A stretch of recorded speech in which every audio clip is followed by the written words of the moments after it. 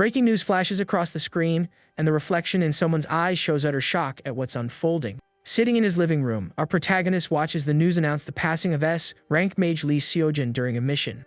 The reporter continues the story, explaining the mage was confronting the malevolent dragon Kruas in downtown Seoul. The broadcast then displays images of the hero, stating he debuted as a mage at 25 in the year 2034. Because of his deeds, he resolved countless incidents and earned the public's adoration. Thus, memorial altars would be erected nationwide. Everyone who heard of his passing was in a state of profound shock. With that, our young man switches off the television. Completely stunned, our character clutches the remote, murmuring to himself that this can't be real. Still reeling, he throws himself back on the sofa, wondering how the main character could fall at this juncture of the story. He tries to convince himself it's all just an elaborate prank, but his expression tells a different story. The young man then considers that the Lee Seojin just reported is gone as someone of great importance. We then get a glimpse of Lee Seojin, his brilliant and powerful sword at the ready for a major battle. He was a 25-year-old mage of genius talent, capable of facing and defeating dozens of foes simultaneously. Beyond all that, he was the young hero everyone in this era watched with immense admiration. But the crucial detail was that his former classmate was the protagonist of the novel titled Modern Mage. At that moment, a flashback takes us to their school days, when Kim Seon-woo first realized his classmate was the protagonist. Had everything followed the original script, the story was supposed to conclude with a happy ending, allowing the young man to return home. However, something went terribly awry, and that evil dragon emerged to derail the entire plot. Breaking out in a cold sweat, the young man questions why the main character is being defeated here and now, without any reason. He then shoots up from the sofa in despair, realizing he now has no idea what his future holds. And finally, he recalls a chat with his friends about how an extra should seize any opportunity that arises. The memory flashes on, with our protagonist insisting there's no way he'd do that, asking if his friend has lost his mind. Kim Seon-woo then explains that if he interfered and the main character was defeated, everything would be ruined. He adds that he lacks the confidence to work as hard as the story's hero. In response, his friend calls him pathetic, remarking that he says all the right things in the most irritating way. Without warning, our protagonist's cell phone begins to vibrate in his pocket, startling him. He pulls out the device to see he's won some kind of event, piquing his friend's curiosity. Reading the message, he sees it's from the author of Modern Mage, congratulating him on winning. The message goes on to offer a ticket to a very special place, with the option to accept or decline. Seeing this, his friends erupt in excitement over Kim Seon, who has incredible luck. Without a second thought, he taps the accept button as his friends wonder about his destination. The young man celebrates, overjoyed with the trip he just won, completely unaware of what it entailed. And so, 7 years ago, he was engulfed by an intensely bright light that forever changed his life. In that instant, he fell directly into the novel he so loved to read, Modern Mage, to everyone's astonishment. Back in the present, Kim Seon, who can't fathom how the story became so tangled. Since the original plot could not be altered, he always resigned himself to being a mere background character.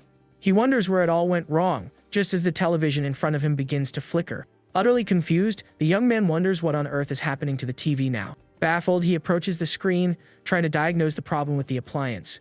Abruptly, a strange force starts yanking him into the television, sending him into a panic. He is then pulled into an urban cityscape, despairing at the unfamiliar sight. Our protagonist is yanked into the screen with a look of pure desperation, understanding nothing. His eyes fly open in sheer shock and confusion at the bizarre situation unfolding. Suddenly, he witnesses a person on the street simply dissolve into purple particles while on their phone. And to his horror, every other person around him also begins to disintegrate into thin air. Two women chatting casually also turn to dust right before a young man's eyes. Overcome with terror, Kim Seon-woo screams, demand to know what in the world is happening. In that moment, a red system screen materializes before him, catching him completely off guard. The message declares that Lee Seojin has perished, and as a result, all main scenarios are deemed a failure. A new alert follows, informing him that since the scenario cannot proceed, the world will be reset. The young man is stunned by the system's warning as the world around him starts to shatter like glass. Everything begins to fracture, and he realizes space-time itself is splintering into pieces. And then, it all shatters into countless glass, like fragments as the young man plummets into darkness. He jolts awake, startled by someone calling him student and telling him to wake up as they've arrived at school. Glancing to his side, he sees the bus driver telling him they reached the school some time ago. Utterly bewildered, Kim Seon-woo apologizes and stands wondering why he was called a student. He then recalls being in his room, questioning why on earth he woke up on a bus. Stepping off the vehicle, the young man wonders if the world-ending event he witnessed was merely a dream. As he exits, the bright sunlight blinds him, and he raises a hand to shield his eyes. Still slightly dazed, he scans his surroundings to finally figure out where he has landed this time. He then comes face to face with the imposing structure of the Mage's Academy right before him. Noticing a banner congratulating the class of 2032, he remembers graduating from this very academy. But something feels off. He realizes the year is 2032, a full 7 years in the past. Shocked, he starts connecting the dots and panics at the possibility forming in his mind. The young man looks down at his own hands, noticing his body is visibly younger. He despairs, thinking this can't be real, and asks himself if he truly traveled back 7 years. Just then, a loudspeaker begins to welcome all new students to the Magic Academy. The announcement adds that the opening ceremony will begin shortly, requesting students to take their seats. With a sigh of resignation, the protagonist simply accepts the situation, thinking he's going to lose his mind. Seeing that everything is identical to how he remembers, he understands there's no choice but to accept what has happened. Kim Seon-woo comes to terms with the reality that he has journeyed into his own past. But one question still plagues him: why was Lee Seo-jin defeated in the other timeline? According to the original story, there was absolutely no reason for the hero to meet such a tragic end. The attack from the Dragon Cruise was part of the plot, but the hero was supposed to emerge victorious. With this in mind, he concludes there must be another variable behind the main character's downfall. Agitated, he rises to his feet mid-ceremony, unable to make sense of the situation. He then glances around, seeing the other students seated on the benches of the Academy's Grand Hall. A new worry surfaces: what would happen if Lee Seo-jin were to be defeated again in this life? He questions whether he'd be sent to the past once more, or if the world would simply cease to exist. Neither outcome was desirable, but one thing was certain: he could not allow Lee Seo-jin to fall again. With a look of resolve, our protagonist decides that this time, he will intervene to change the future. He clenches his fist tightly, determined to return his original world whatever it takes. To do so, he must prevent Lee Seo-jin's defeat and ensure the novel reaches its happy conclusion.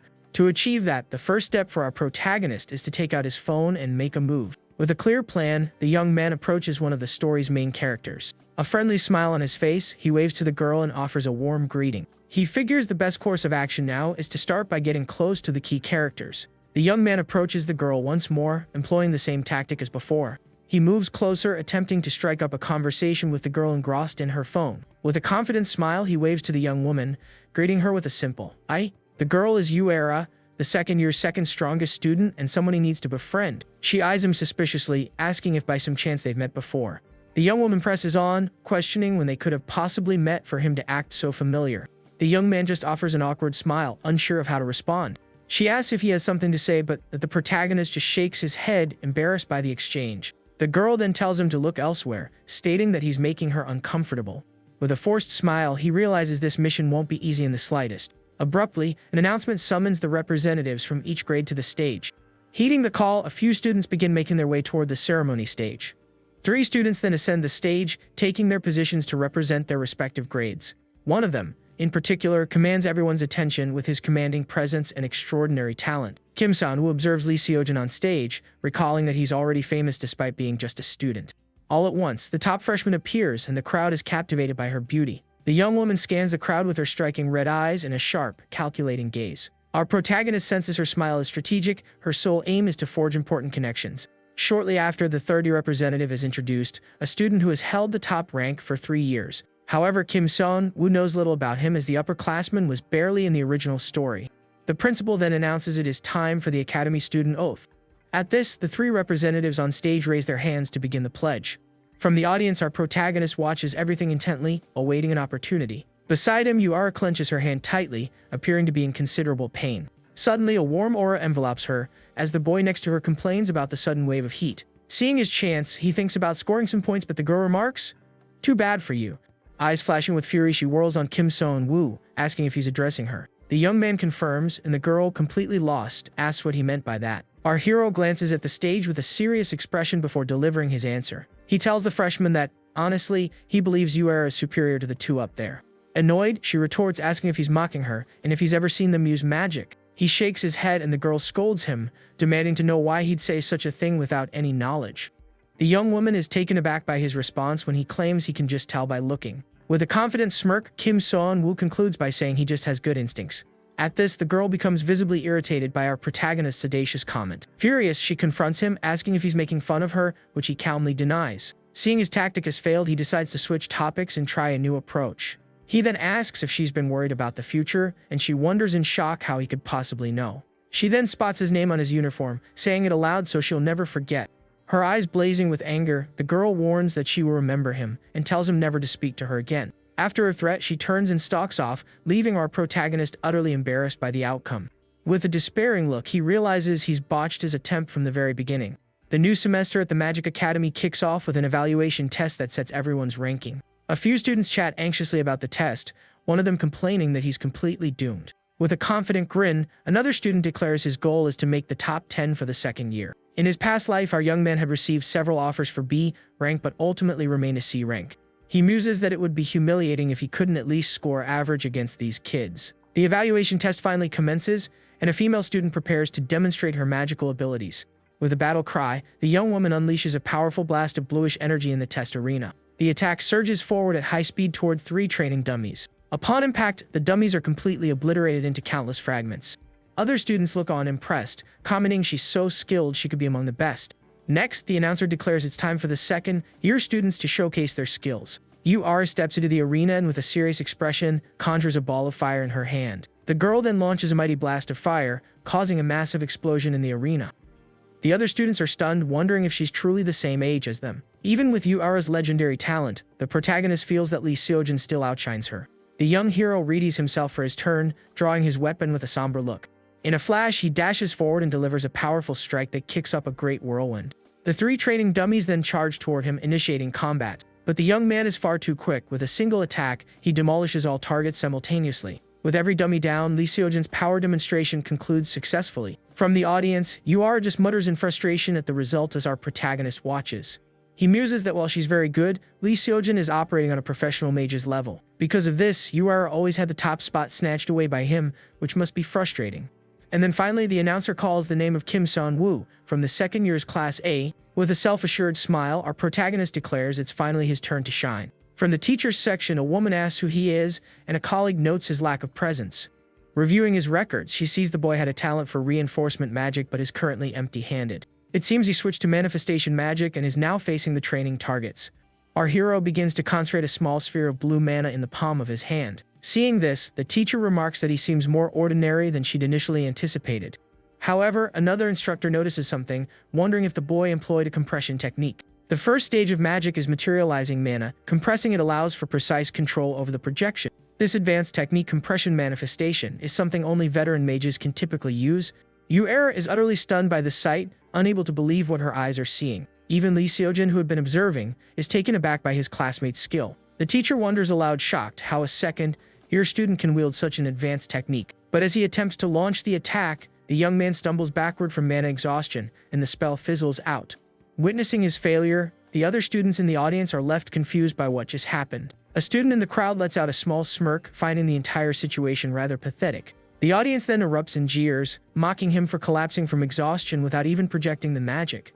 Our protagonist panics, thinking he's in some serious trouble now. All at once, multiple system screens begin appearing right before our young man, catching him by surprise. The screens continue to pop up all around him, leaving him completely bewildered. In a state of sheer panic, the young man questions why on earth the system window is opening right now. Back in his room, the protagonist breathes a sigh of relief, glad to be out of that mortifying situation. He wonders why the window appeared there, when last time it opened in his room at this exact hour.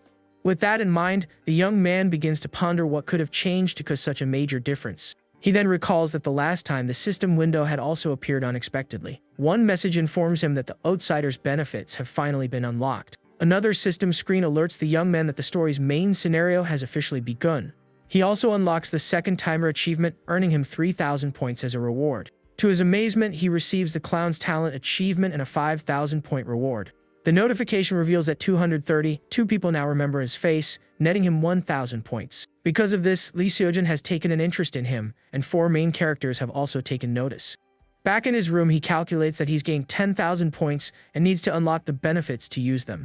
The outsider's benefits are special privileges exclusive to him, the one who possesses this world. With this, the achievement system activates, allowing points to be earned by accumulating feats. Points can also be gained by becoming more well-known, as his latest achievements on the screen show. But the best feature is the point shop, where he can literally purchase traits, skills, or items. He thinks having so many points is fantastic, but there's still one small issue with the situation. Naming the achievement clown's talent was a bit harsh, and the memory of it irritates him.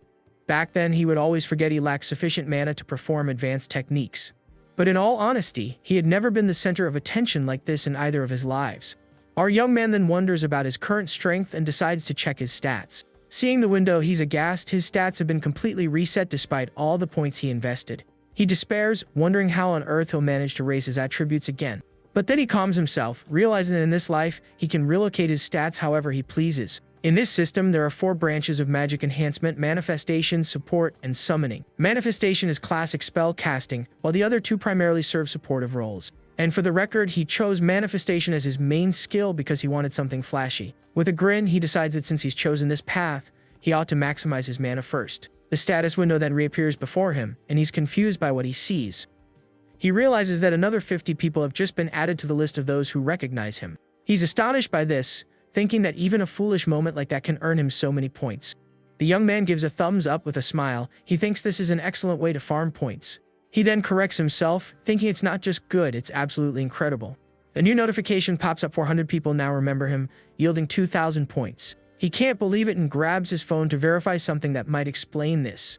The young man opens the Magic Academy's community app to check the latest buzz. There, he finds a video of his test has gone viral, with every student making fun of him. The protagonist never imagined the video would blow up like this, but despite the humiliation, the points are great. With a greedy glint in his eye, the young man starts to wonder if he could farm even more points from this. Suddenly, a brilliant idea strikes him, and his eyes light up with pure excitement.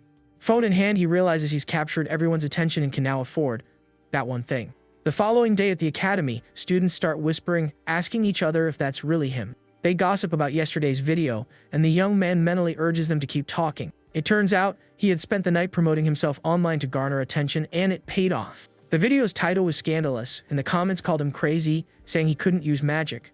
Thanks to all this negative attention, he managed to farm another 5,000 points for his account.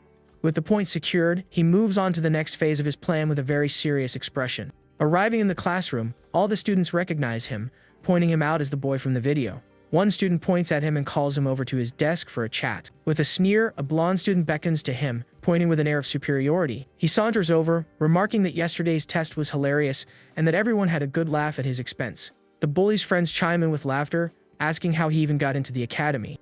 The blonde student's name is Park In-won, and in the novel, he was the resident bully at the start of the story. Deciding it's best not to engage with him, our protagonist chooses to stay quiet and ignore the taunts. But Park threatens him, saying from now on he'll call him Blockhead, and that he better obey. Abruptly, a voice cuts in, telling Park In-won to stop the theatrics and leave the boy alone. It was Lee Seojin who, with a stern look, reprimands the bully, telling him not to intimidate others. Annoyed by the interruption, Park In-won scowls at the young hero. He accuses him of trying to play the hero, saying ordinary people should just know their place.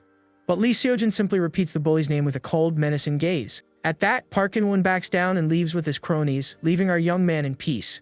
Now all eyes in the classroom are on the protagonist, who has once again become the center of attention. Lee Seojin turns him and asks if he's alright, and Kim Seon-woo expresses his thanks. The hero recognizes him as the Kim Seon-woo from yesterday's video and seems concerned. With an embarrassed smile, our young man insists that he's fine and it was no big deal. He covers his face, thinking how mortified he is that the video has already spread everywhere. But Lee Seojin reassures him, saying not to worry, as the person who spread the video is the one at fault. He then bids farewell and begins to leave, with our protagonist still in the classroom. But Kim Seon-woo stops him, grabbing his arm and calling him back for an important discussion. Hesitantly, our protagonist begins to speak to Lee Seojin, who looks back at him puzzled. With a blush, he asks if they can form a team for this semester's dungeon class. The hero is taken aback by the request, wondering why on earth he would choose him for a teammate. With a clever smile, our young man leans in and says the partnership would benefit him as well. Hearing the proposal, Lee Seojin grows thoughtful, carefully weighing the situation before answering. However, he declines the request, stating he never considered Kim Seon-woo as a potential teammate. Undeterred, the protagonist asserts that there are two compelling reasons for the hero to team up with him. Intrigued by his classmate's confidence, Lee Seojin decides to at least hear him out. The young man explains that the first reason is that he is ranked last in the entire second year. The hero can't help but burst into laughter, finding his classmate's reasoning utterly ridiculous. But Kim Seon-woo clarifies that if the top student teams up with the bottom, ranked one, their final score will be higher. Lee Seojin sees the logic but still feels the risk of partnering with him is too great. Our protagonist then prepares to present his second and more crucial argument. He reveals that U-Era has already selected 2 low-ranking students for a team this semester.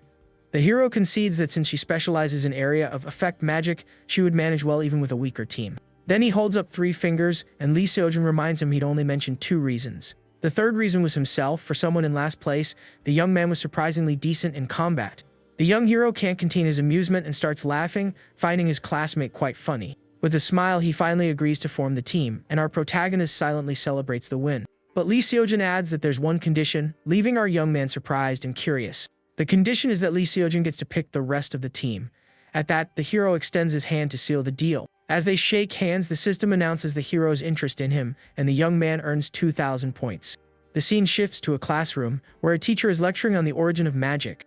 She explains that in the 14th century, magic was divided into just 2 branches, not the 4 of today. The instructor continues, stating the 2-branch system collapsed, and then asks the class why. To everyone's astonishment, our protagonist raises his hand, and the teacher calls on him to answer. He replies that it was because of Bloodsword, the first enhancement mage, a fact the teacher confirms. She elaborates that his appearance was a shock, and from that point, research into manifestation magic surged. The young man reflects that while theory is tough even for Lee Seojin, it's a breeze for him thanks to his benefits. With a smug smile, Kim Smine-woo continues to jot down notes with remarkable ease. Other students begin to whisper about him, calling him Hermione, and questioning his sudden studiousness. Annoyed by their comments, he thinks that if they're so envious, they should try answering too. With that, the teacher finally dismisses the class, announcing the start of the lunch break. Students begin to file out of the classroom, eager for their well-deserved midday break. But just as Kim Seon-woo is about to leave, someone calls his name, causing him to stop in his tracks. He turns to see who it is, and is surprised by the person who called out to him. It was Lee Seojin inviting him to lunch since they were now on the same team. The scene then shows a school lunch tray holding what appears to be a very balanced meal. The two of them walk through the cafeteria with their trays, and our young man spots an empty table. And then 2 hands suddenly appear before them, waving in a very lively and welcoming gesture. A highly energetic young man waves at Lee Seojin, inviting him to sit at his table. Our protagonist instantly recognizes him as Shin Youngjin, a character from the novel. The hero joins him, and his friend asks what took him so long to get to the cafeteria. Shin Youngjin laughs, remarking that the top-ranked students split up to avoid damaging their grades. At this, the hero's friend finally notices our protagonist standing there with them. He recognizes him from the video, and Kim Seon, who confirms he is indeed the boy from the test. The friend asks how long they've been close, and Lee Seojin explains they're heading to the dungeon together. Upon hearing this, Shin Youngjin is completely flabbergasted, his face twisting into a comical expression of surprise. He then whispers to the hero that he doesn't get why he'd go through all that trouble. Lee Seojin simply mentions Yuera's name, wondering about her reasoning. His friend explains he heard she also teamed up with 2 low-ranking students. With that, he suggests they just eat, and our young man agrees as he was starving. But from another table, a mysterious girl watches the group of boys with a keen eye. It was Seo Yuna, the very girl who had posted his video online for the world to see. A friend approaches her, asking what has captured her attention so intently in the cafeteria. The girl feigns indifference, saying it's nothing important, trying to steer the conversation away. But her fixed gaze on the boys reveals she is still very much invested in the situation. The young woman wonders how Kim Seon-woo managed to get close to the upperclassman Lee Seojin. The scene then cuts to a training room where several students are practicing their magic. Our protagonist readies himself, deciding to work on manifesting the mana he can control. He projects the sphere of mana he's created, holding it steady in his hands with deep concentration.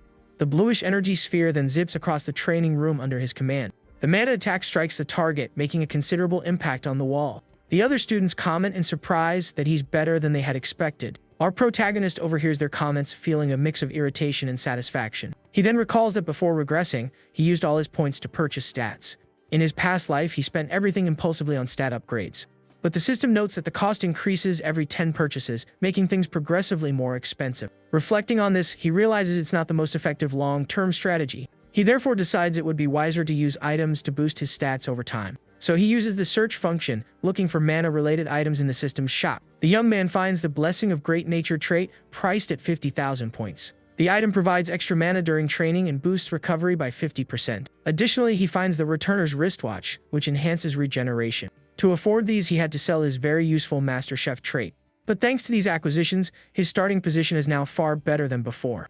Abruptly, his cell phone starts vibrating in his pocket, catching him completely by surprise. Confused, he takes out the device to see who could be messaging him. Looking at the screen, he grows even more puzzled, wondering what on earth he's seeing. The look on his face is one of total bewilderment at the message he just received. He gets a notification and sees he's been added to a group chat with his new teammates. The young man thinks that, aside from Yoon Hae-young, he doesn't know anyone and wonders if they're all low-ranked. He remembers she becomes important later on, but for now, her ability remains dormant. In the chat, Lee Seojin asks everyone to state their specialties to get better acquainted. Jaehyun states he support Hae-young is Ice Manifestation and Jin-tae is Enhancement. Our protagonist then types that he's also Manifestation but lacks an elemental affinity. A teammate then jokes that everyone already knows that, and the young man gets annoyed by the quip. He then lays out the plan Lee Seojin will be at the center, with the rest of the team providing support. Our young man figures that to win, they must outperform Yuara's team and wonders about her roster. The scene shifts to an outdoor training area where numerous students are practicing their magic. The instructor advises a student to focus less on control and more on the projection of his magic. At that moment, Yuara concentrates, preparing a potent fire spell with her hands. With a swift motion, she launches a massive fireball that explodes with tremendous force. The other students and the instructor are left in awe of the girl's display of power. The teacher thinks the young woman is exceptionally skilled, attributing it to natural talent. But she also notes that due to her youth, the girl still needs to refine her abilities. Her mana control needs work. The instructor then turns her attention to Lee Seojin's training. Suddenly, she's so shocked by what she sees that her glasses nearly slide off her face. The young hero's attack strikes the target with absolutely flawless precision and power. Composing herself, the teacher thinks to herself that his performance was quite impressive. A confident smile on his face, our protagonist seems determined to showcase his progress. The instructor recalls that he used to focus so intensely on materializing that he couldn't project at all. But now, with minimal mana, he achieves perfect projection and control. Observing his training, she thinks it's incredible that he identified his weaknesses at such a young age. With a satisfied smile, the teacher is clearly proud of her student's remarkable progress. The sun begins to set on the horizon, signaling the end of another training day at the academy. With that, the teacher concludes a specialty class, congratulating everyone on their hard work. The students start to depart, one commenting that the class was a great way to relieve stress. But as Kim Seon-woo is leaving, the instructor calls out to him. He turns surprised. She praises his hard work and asks if he's been training, to which the young man confirms he has. The teacher then inquires about his mana training, wanting to know if he's been dedicating time to it. He realizes she's noticed his mana reserves are too low for his current level of control. A bit sheepishly, the young man confirms he's working on improving his capacity. She acknowledges his mana is low but reminds him there are no shortcuts, so he must continue to put in the effort. The young man promises to do his best, and at that moment, he glances down at his wristwatch. Noticing his concern, the teacher offers him a bracelet that can help stabilize his condition. The young man feels awkward, saying he doesn't know if he should accept such a gift from her. But she insists, explaining it's just an F-rank item that costs next to nothing to create. With that, he thanks her and promises to use the item well, and the teacher departs with a smile. Walking through the courtyard, he reflects that he scored unexpectedly well and is pleased with the day's outcome. Along the path, he spots Yuara leaning against a wall and wonders what she could want with him now. With a serious expression, the girl calls him by name, looking like she wants to have an important conversation. The young man reminds her that she was the one who told him never to speak to her again, which irritates the girl. She then reveals she heard he's in the same group as Lee Seojin, surprising the young man. The girl accuses him of latching onto the top student and declares that first place will be hers this time. With a fiery gaze, she tells him to wake up from his dream because he doesn't have the slightest chance of winning. After a warning, Yuara turns and walks away, leaving him behind with her arrogant words. The protagonist is left utterly baffled, wondering why she is so irritating all the time. On Thursday morning, various students gather before the dungeon entrances. A team member arrives running and breathless, exclaiming he made it just in time. Lee Seojin then rallies the group, encouraging them to give their all as the semester begins. At this, the team's spirits lift, and the only girl in the group cheers them on to do their best. But one of his teammates remarks that their team is rather odd and points something out. He notes that they have both the top student and the last place student together, making the young man wonder if that was a dig at him. The teammate then confronts him, asking if he can pull his weight since he couldn't even cast a spell. With that comment, Kim Seon-woo is certain it was a direct taunt. But Lee Seojin interjects that it doesn't matter, as he'll carry him if he has to. Our protagonist dislikes that idea, thinking the plan is just for him to be a dead weight for the hero. He then glances at Yoon Hae-young, noticing the team's composition is very different from the original. Looking at his companions, he wonders if this group can actually succeed in the test. An instructor calls for everyone's attention and begins to explain the dungeon exploration rules. He informs them that the class will run in the morning and afternoon, and on the first day, they will only explore level 1. The master continues his explanation, detailing how exploration scores will be calculated. The first criterion is speed. The faster they clear the dungeon, the more points they earn. The second is rank disparity. The more lower ranked members on a team, the more personal points are awarded. And finally, the third criterion is each individual's contribution to the team's success. The dungeon employs a special contribution system where students earn bonus points for assisting. Above all, safety is the top priority. With that, the instructor directs the teams to enter. The scene shifts to a monitoring room filled with screens displaying the dungeon's interior. The instructor enters the room, greeted by other teachers who confirm he sent the students in. One of them mentions she was waiting for him so they could start placing bets on the highest scoring team. A professor says he's chosen Group 7, and another remarks that this means there's no real bet this time. But our protagonist teacher adjusts her glasses with a very shrewd look. With a confident smile, she declares they can still bet, because she's putting her money on Group 3. An instructor finds this ludicrous, as even with the bonus points, the two teams are worlds apart.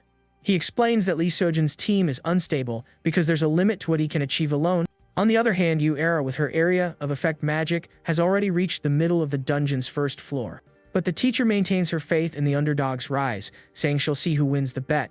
Inside the dungeon, Lee Seojin battles bravely against a shadowy monster with his sword. Meanwhile, his team navigates the dark corridors cautiously surrounded by giant rats. With the team assembled, they advance confidently through the dungeon's shadowy hallways, prepared for anything. A teammate praises Lee Seojin's fighting skill, and another agrees they're already halfway done. They then begin to speculate about the floor boss, guessing it must be a rather weak monster. The girl insists that as a boss, it should be strong, but the others guess it's probably a rat or a dog. At this, the young woman asks Kim Seon-woo for his opinion, and he asserts that a giant wolf will appear.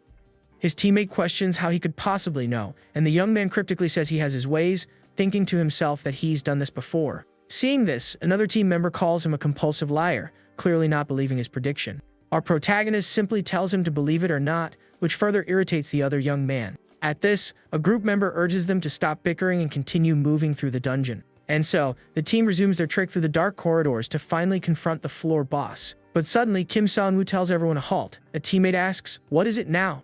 A young man teases, asking if he's gotten scared, but our hero says there's something on the ground ahead. Confused, the other team members peer at the floor, trying to understand what he's referring to. A massive blue magic circle then materializes on the ground, and a teammate admits he has no idea what it is. One wonders if it's dangerous, while another reasons the academy wouldn't put students in genuine peril. Unfazed by the potential danger, our protagonist crouches down to inspect the circle more closely. Lee Seojin advises him to be careful, but the young man assures him it's fine, and he's just taking a look. With a serious expression, the young man analyzes the magic circle with intense care and attention. He then stands and announces just a simple barrier. A teammate asks how he can be so sure. He thinks to himself that he's seen this exact barrier in his past life and extends a hand to disable it.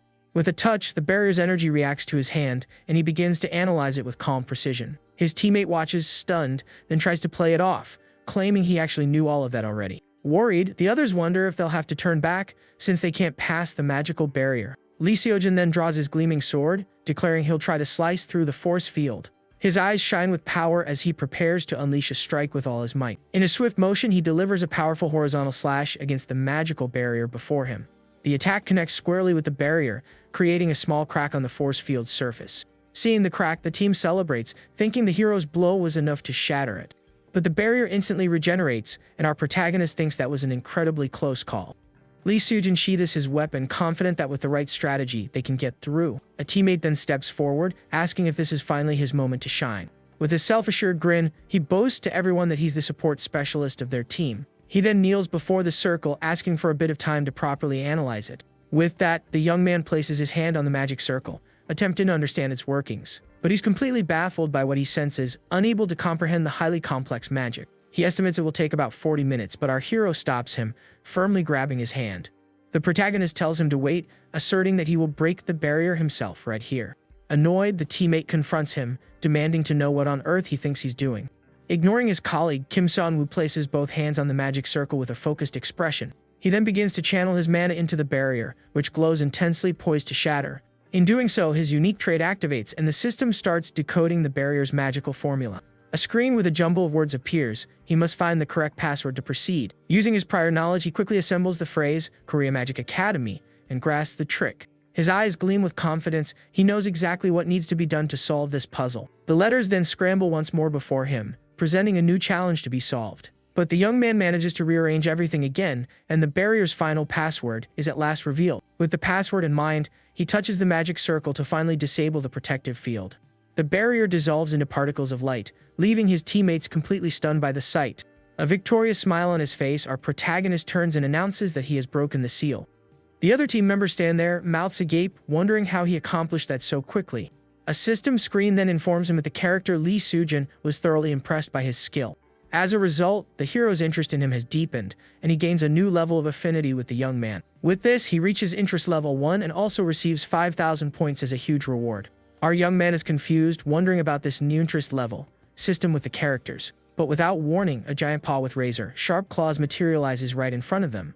At the top of the stairs, an enormous wolf with crimson eyes appears, glaring furiously at the team. It was the first floor's boss, the giant wolf, just as our hero had predicted earlier. His teammates are shocked, and one of them realizes Kim-sun, who had been right about the monster all along.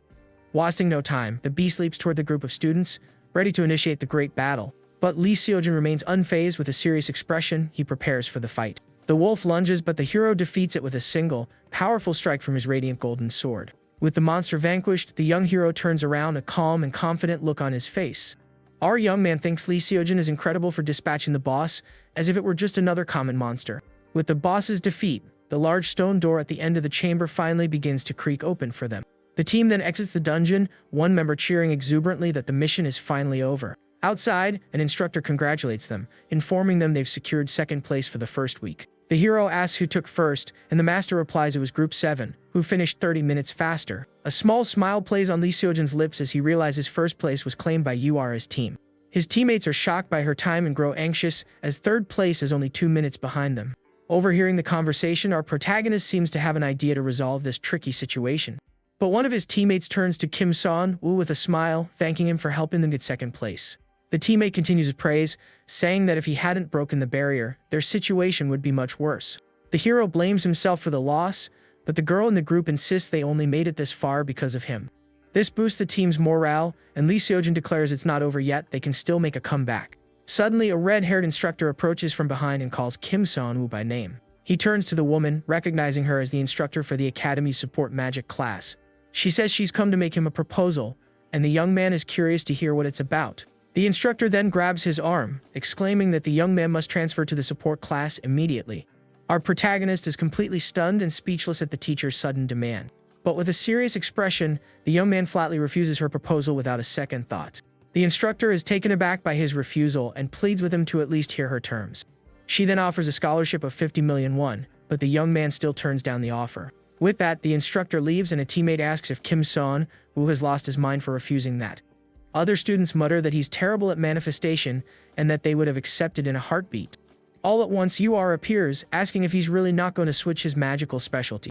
Our protagonist just meets her gaze in silence, offering no response to the girl's question. Someone explains that the special talent status comes with more perks, and the young man notices UR's presence. He then says he appreciates the offer, but he is a manifestation type through and through and will not change his mind. The girl is left completely bewildered and shocked by our protagonist's firm and resolute answer. The scene then transitions to the imposing Magic Academy building under a clear, bright blue sky. Inside, a girl walks alone down a corridor, brightly illuminated by the sunlight from outside. Her eyes widen slightly as she notices something, or someone, else in the corridor with her.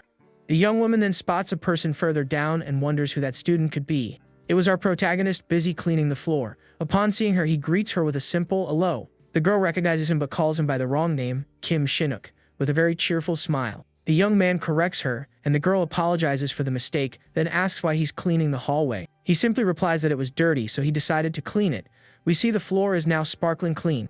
The young woman is impressed by his initiative and praises him, calling him a very cool upperclassman. She then bids him farewell with a wave, telling him to keep up the good work. But as she turns away, her expression shifts, and she thinks to herself that what he's doing is pointless. A system screen appears informing him he's earned the domestic fairy achievement and another 1,000 points. Looking at the screen, he thinks he can't possibly admit he cleaned everything just to get a system achievement. With the cleaning done, the young man picks up his bucket, pleased with the results of his hard work. He then leaves, humming a tune, completely unaware that someone has been watching him from a distance the entire time. Hidden behind a wall, a mysterious student observes him with a very suspicious smile. The scene shifts to a classroom where a professor is lecturing about the various types of existing monsters. He explains there are humanoids, beasts, and flyers, but one type is more dangerous than all the rest. The professor reveals that the most perilous monsters of all are the ones known as manes. The master then asks the class if anyone knows why these particular monsters are so dangerous. Our protagonist answers that it's because they are impossible to distinguish from ordinary humans. The master confirms this, adding that they control other monsters and have already infiltrated human society. The professor explains their eyes turn black under certain conditions, and the young man ponders this information. This reminds him that the episode featuring the first appearance of a mane is this weekend. In this part of the story, Lee Seojin, despite being a student, defeats the creature and garners significant attention. He relaxes, assuming the hero can handle everything on his own without any assistance. But just to be safe, he decides he should check for any other potential dangers nearby. He then panics at the thought that he'll need money to go out with a hero and has no idea what to do. Elsewhere, a student is seen meditating, completely enveloped by a potent green mana aura. The young man appears to be concentrating intensely to control the vast magical power he possesses. And as he trains, several system screens appear before him, displaying his remarkable progress. The system indicates his mana has increased and the proficiency of his blessing of great nature has risen. With a satisfied smile, he stretches, thinking all his training has finally been worth it. Abruptly, a new system notification appears right in front of him, catching him by surprise. The screen announces that his blessing of great nature has finally evolved to a level 2 rank. With this, the trait's active effect is unlocked, allowing him to now use the Herd of Great Nature skill. He's ecstatic about the news, thinking that buying that item was the best decision he's ever made. The ability boosts his mana recovery by 1000% but has a 24-hour cooldown. A confident smile on his face, he thinks that now he is truly prepared to be a manifestation mage. He then thinks of the teacher, realizing his barrier-breaking skills are solely to his outsider benefits. The young man admits he can't create barriers himself, which puts the support class completely out of the question for him. Checking his bank balance, he sees he only has 30,801 and sighs the students are poor. Discouraged by his lack of funds, our protagonist slumps to the floor, feeling utterly defeated. He begins to wonder if there's an easy way to make some quick cash for his plans. His first thought is hunting monsters in dungeons, but he deems that too dangerous for him at the moment. Another idea is to climb the difficulty towers, but even the easiest ones would pose a significant challenge. To make matters worse, as a minor, he can't even obtain the necessary license to do so. With few viable options, the young man scratches his head, trying to brainstorm a solution to his problem. Suddenly, a light bulb goes off in his head. He seems to have found the perfect solution for everything. In the teacher's lounge, two instructors are chatting, one mentioning he saw a very admirable student today. A female teacher overhears and with a smirk asks if that student happened to be Kim Son-woo. The professor confirms her suspicion, explaining that the young man came to school early just to clean everything. Another master chimes in that he's very focused during theory lessons and that his attitude is simply excellent. With a proud smile, the manifestation teacher says that's just how her students are. She then playfully teases her support colleague, saying she always knew her student wouldn't succumb to temptation. The teachers continue to praise the young man, calling him a diligent and exemplary student. Our protagonist then wonders to himself what would happen if he were no longer just a simple student. With a smug grin, he asks himself if he's a genius for coming up with such a brilliant idea. The system then informs him he's earned the teacher's pet achievement and another 2,000 points. With points in hand, he enters the system shop and uses the search function to find an item. He then purchases an item for 10,000 points, determined to make the investment worthwhile. With his plan set, he sits down to meditate, confident he can earn a good amount of money from this. The scene shifts to Saturday morning in front of the city's Grand Magic Academy building. Our protagonist approaches a guard, looking ready to put his new plan into motion. With a serious expression, the young man extends his hand and demands the guard give him a mage license on the spot. The guard reaches into his pocket to retrieve what our protagonist requested.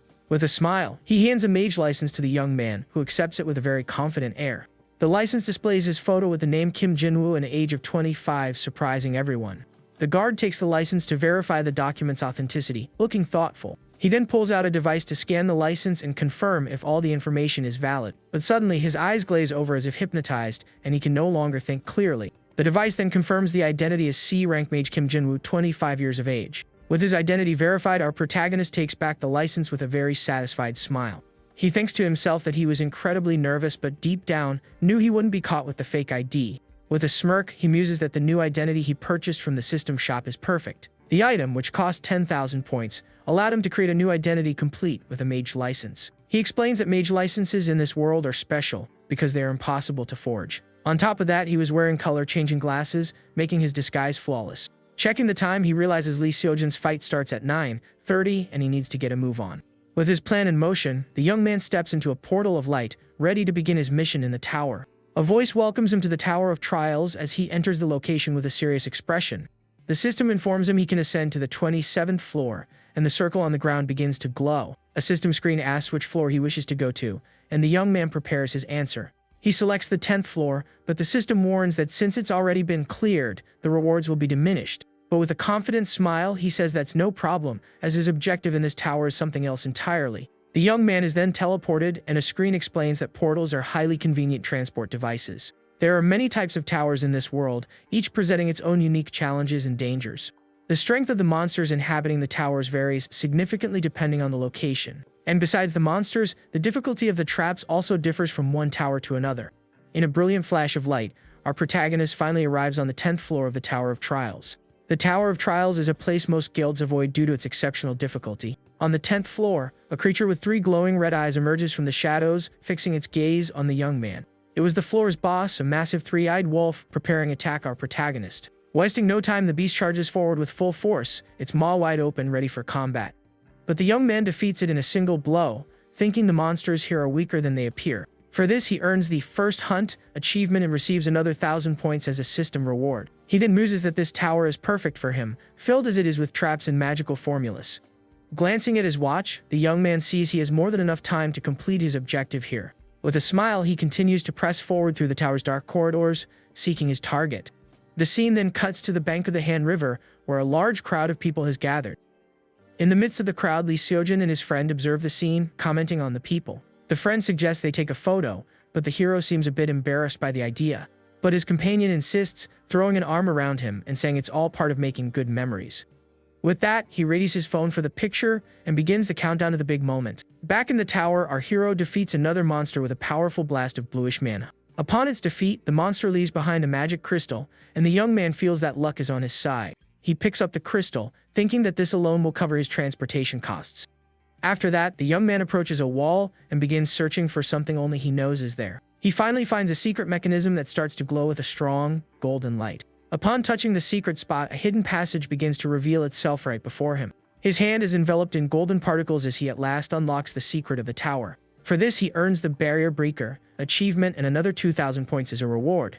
The young man then steps into the tower's secret floor, and the system congratulates him on another achievement. With an enormous grin, he celebrates finally reaching this hidden location. Suddenly, a mysterious voice addresses him as challenger of the Tower of Trials, catching him by surprise. A statue of a goddess then asks if he can prove himself, leaving the young man confused. The statue's eyes glow with a golden light, and a powerful wave of energy strikes our hero. The young man is thrown backward by the force, finding himself in a field of flowers surrounded by orbs of light. The orbs of light then transform, and he realizes he's in a beautiful garden filled with various flowers. And to his surprise, numerous fairies begin to appear around him, regarding him with curiosity. Our protagonist is a bit startled, wondering what on earth these fairies are doing here. He recognizes the creatures as flower fairies and knows that despite being C rank, they are not to be underestimated. With menacing smiles and sharp teeth, the fairies prepare to attack our protagonist. He knows they are crazed monsters that lose all control at the sight of a human and readies himself to fight. Without hesitation, the fairies unleash powerful blasts of energy toward our hero with full force. With a confident smirk, the young man thinks that to defeat them, speed is the key to victory. He then launches a blue mana sphere that strikes one of the fairies' head on in mid-air. The impacted fairy drops to the ground, completely knocked out by our protagonist's precise shot. After the battle, the young man kneels atop a magic circle to begin the next phase of the trial. With a serious expression, he concludes that even if he defeats all the fairies, he won't be able to clear the floor. The statue asks again if he can prove himself, and the young man thinks he cannot prove his individuality. At this, his unique outsider trait activates, and the system begins to decode the magical formula. A screen filled with various scrambled words appears before him, like a massive puzzle. The magic circle on the floor then glows with an intense light, responding to the young man's power. The statue observes as he faces the panel, attempting to decipher the formula and pass the test. With a confident smile, he accepts the challenge, declaring he will prove himself to the tower. He then understands that his individuality is precisely this ability to decode the formula. This is the skill he gained as an outsider, and now he will unleash it with everything he's got. For his success, he earns an achievement and 10,000 points for being acknowledged by the tower. Furthermore, the tower bestows its blessing upon him, and a new adaptive trait is finally added. Numerous rare rewards materialize before him, including a dragon's soul and sacred herbs. To top it all off, his mana and magic power stats also receive a significant boost in the process. The system congratulates him for clearing the secret floor as celebratory fireworks go off. Meanwhile, at the Han River, Lee Seojin and his friend are watching the fireworks display that has just started. The hero then shows something on his phone to his friend, who is puzzled by the action. The young man sees the photo they took and asks why his friend is showing it to him again. But the young hero tells him to look closer. In the background, a suspicious man in a hat is visible. Seeing the mysterious figure, the hero's friend is in complete shock and stares at the phone in panic. He remembers the man's eyes and wonders in terror if that is a main-type monster. Back in the tower, our protagonist sees the reflection of the same suspicious man in the glass before him. The monster then stares at him, its red eye glowing, as a malevolent aura completely envelops it. He checks the clock and wonders why Lee Seojin hasn't arrived yet, as it's almost time. Worried, the young man questions whether he'll have to intervene to save the people from the monster. But he reasons that the event is part of the main storyline, and acting rashly could throw everything into chaos. Nearby, a young man approaches the disguised monster and, unaware of the danger, asks if he's okay. The monster turns to him, its red eyes glowing with an aura of pure malice. Witnessing this from a distance, our protagonist panics, realizing something is terribly wrong. And in the blink of an eye, the monster mercilessly attacks the innocent young man who tried to help it. The young man is shocked by the scene, seeing his classmate with a bruised face, terrified.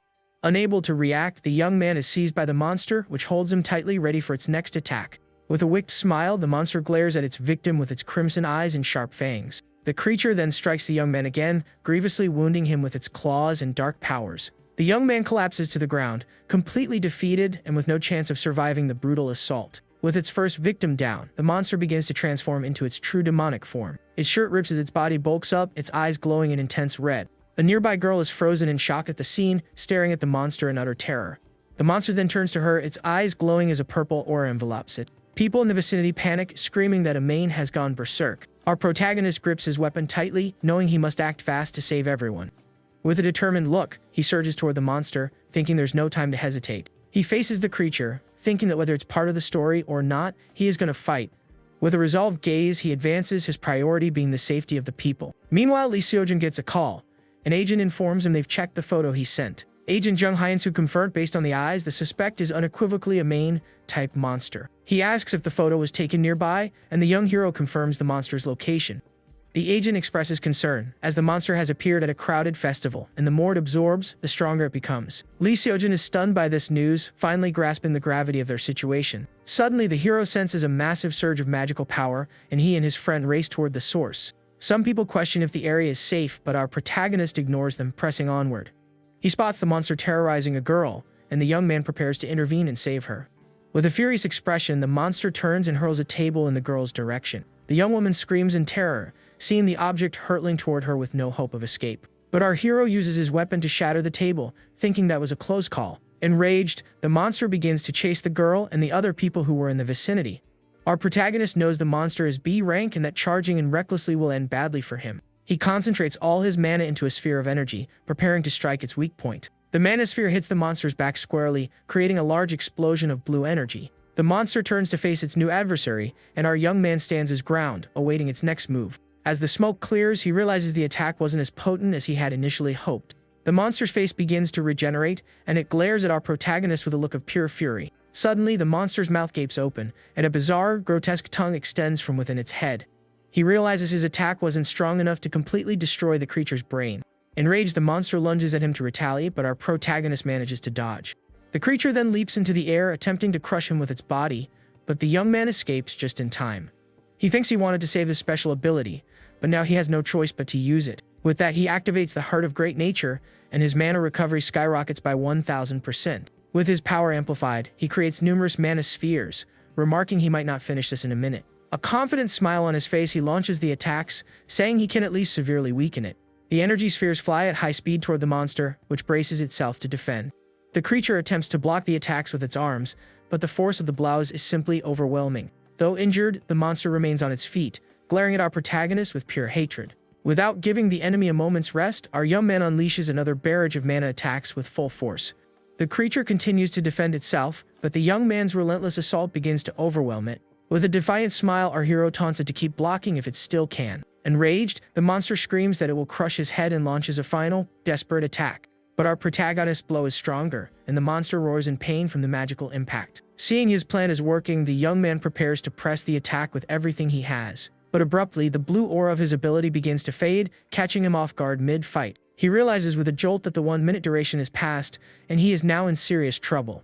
As the effect wears off, the pain in his injured arm returns, putting him at a great disadvantage. The monster turns to him with a malevolent grin, saying it can't hold back any longer. But suddenly a blue blur flashes past at high speed, defeating the monster with a single, precise strike. Our protagonist is stunned by the scene, unable to believe what just transpired. In a single blow, the monster is utterly vanquished, collapsing to the ground in several lifeless pieces. Agent Jung Hyun-soo then approaches, announcing the situation has finally been resolved successfully. He introduces himself and thanks the young man for his assistance, noting it made everything in more easily. Our hero then presents his mage license to the agent, who takes it for verification. The agent is surprised to see he's only a C rank, having assumed he was at least a B rank. All at once, Lee Seojin and his friend finally arrive on the scene, taking in the aftermath of the battle. Our protagonist is shocked to see the two of them there and is unsure how to react. He turns and realizes Lee Seojin and Shin Youngjin are now standing right in front of him. With an awkward smile, he thinks to himself that they should have arrived much earlier to help in the fight. The young hero studies him with a serious expression, feeling a sense of familiarity, as if he's seen him somewhere before. Taking a step forward, Lee Seojin approaches, ready to finally get some answers about the young man. Our protagonist feels a bit nervous at his approach but tries to remain calm to avoid messing things up. The hero then asks if by any chance he knows a Magic Academy student named Kim Seon-woo. His friend notes the resemblance and asks if he's a relative of the student they know. But our young man feigns ignorance, claiming he's never heard that name in his life. The agent then clears him, telling him not to cause any more trouble and to leave the area promptly. With that, the agent thanks him once more for his help, and our protagonist prepares to depart. Lee Seojin continues to watch him with a suspicious gaze as he walks away from the scene of the battle.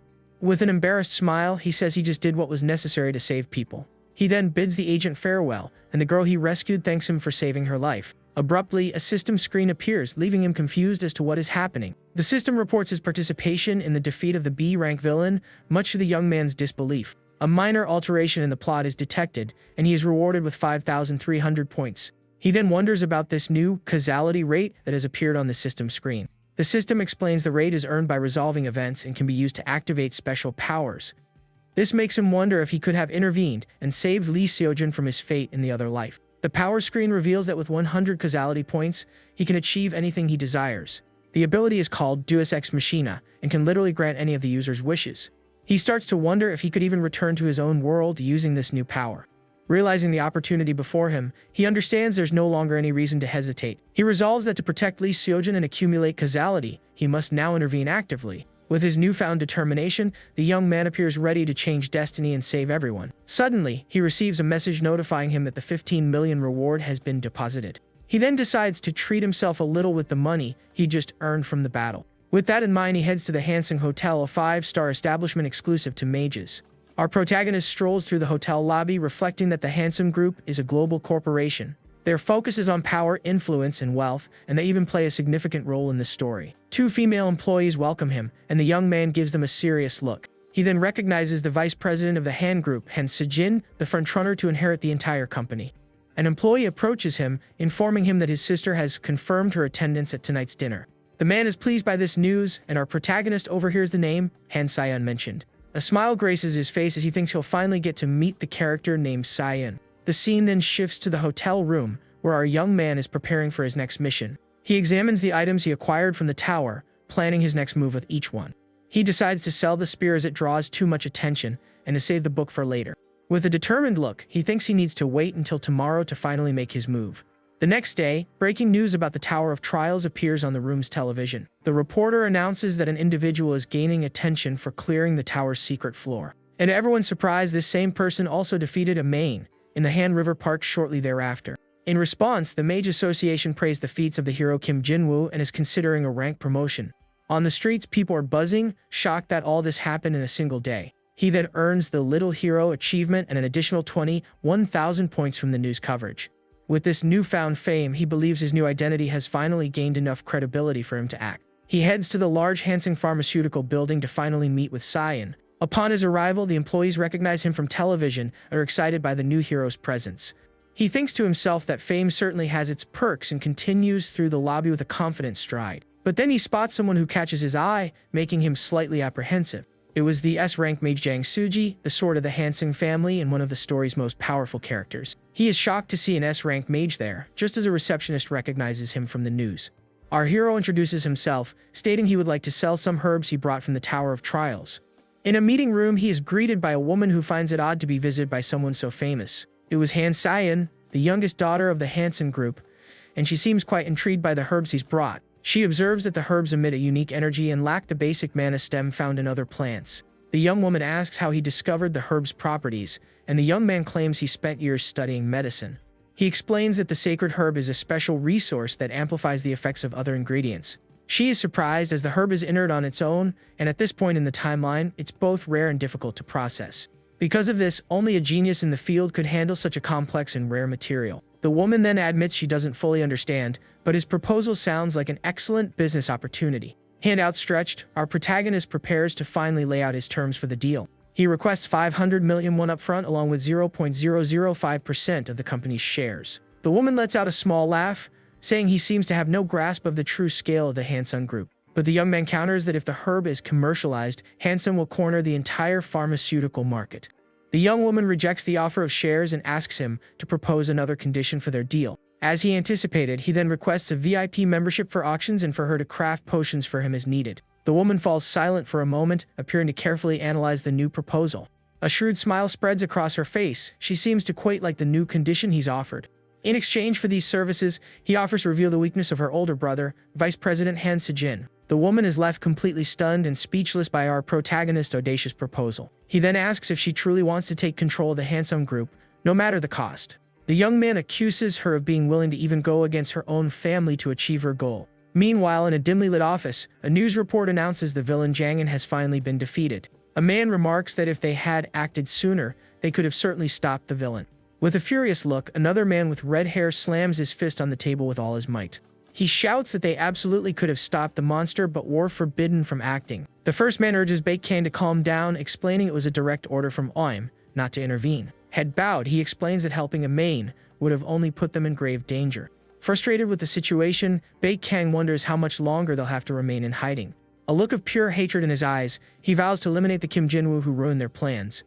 The man then asks if he's certain, as the young man appeared to be close to his client. But Baekhan dismisses the concern, a wicked smile on his face. He seems very confident. In front of a large building, Han Sejin waits for her brother, who arrives flanked by his bodyguards. The man thinks to himself that his client would cut down his own family with a smile if necessary.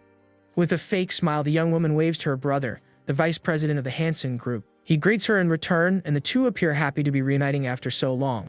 Inside a limousine, the brother asks how work at the company is going, and the young woman meets his gaze. She replies that the work is challenging and that dealing with people is quite draining for her. With a weary sigh, the young woman admits she's feeling a bit mentally exhausted by it all. Her brother comments that their father was a bit rash in giving her shares at such a young age. He then offers to take over her shares, promising her the vice president position when he becomes chairman. With a look of scorn, the young woman clutches her phone tightly and tells him not to make her laugh. Back in his room, our protagonist saves Sayan's contact information in his phone with a smile. He figures using two separate identities should be safe enough, and that meeting Sayan was the right move. Celebrating his plan's success, he toasts with a can of beer, pleased with the outcome. He then remembers that in exchange for the information, he promised to reveal her brother's weakness.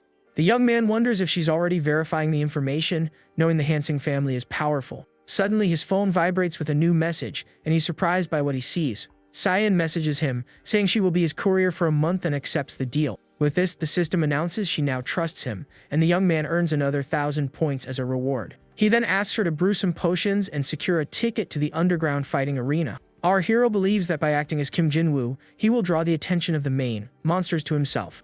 With the points he's earned, he decides to purchase a new trait to protect himself from potential attacks. He finds the sense of killing intent trait, which detects hostile intentions within a 500 meter radius. The item costs a steep 50,000 points, but he decides it's a necessary purchase. With a sigh, he pays the price for his survival and finally buys the new ability from the system. A few days later, he receives the potions he commissioned, and Sayan appears to deliver them. She informs him they were made with the sacred herb, and that the side effects have also been amplified. The young man reads the description. The potion boosts mana recovery but causes exhaustion afterward. With a suspicious glance, the woman wonders why such a capable mage would desire a potion like this.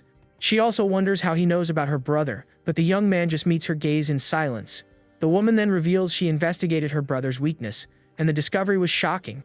She says he always seemed a bit suspicious, but she never imagined the truth would be so dire. The young woman recounts that her brother has eliminated people and is in contact with a suspected main. Shocked by this revelation, she wonders how on earth our protagonist uncovered all of that.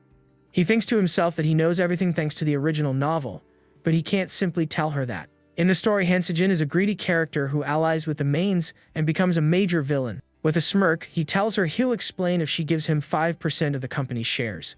Annoyed by his response, the woman retorts that he should just say he doesn't want to tell her. She then asks about the arena ticket, and he notices two men waiting outside.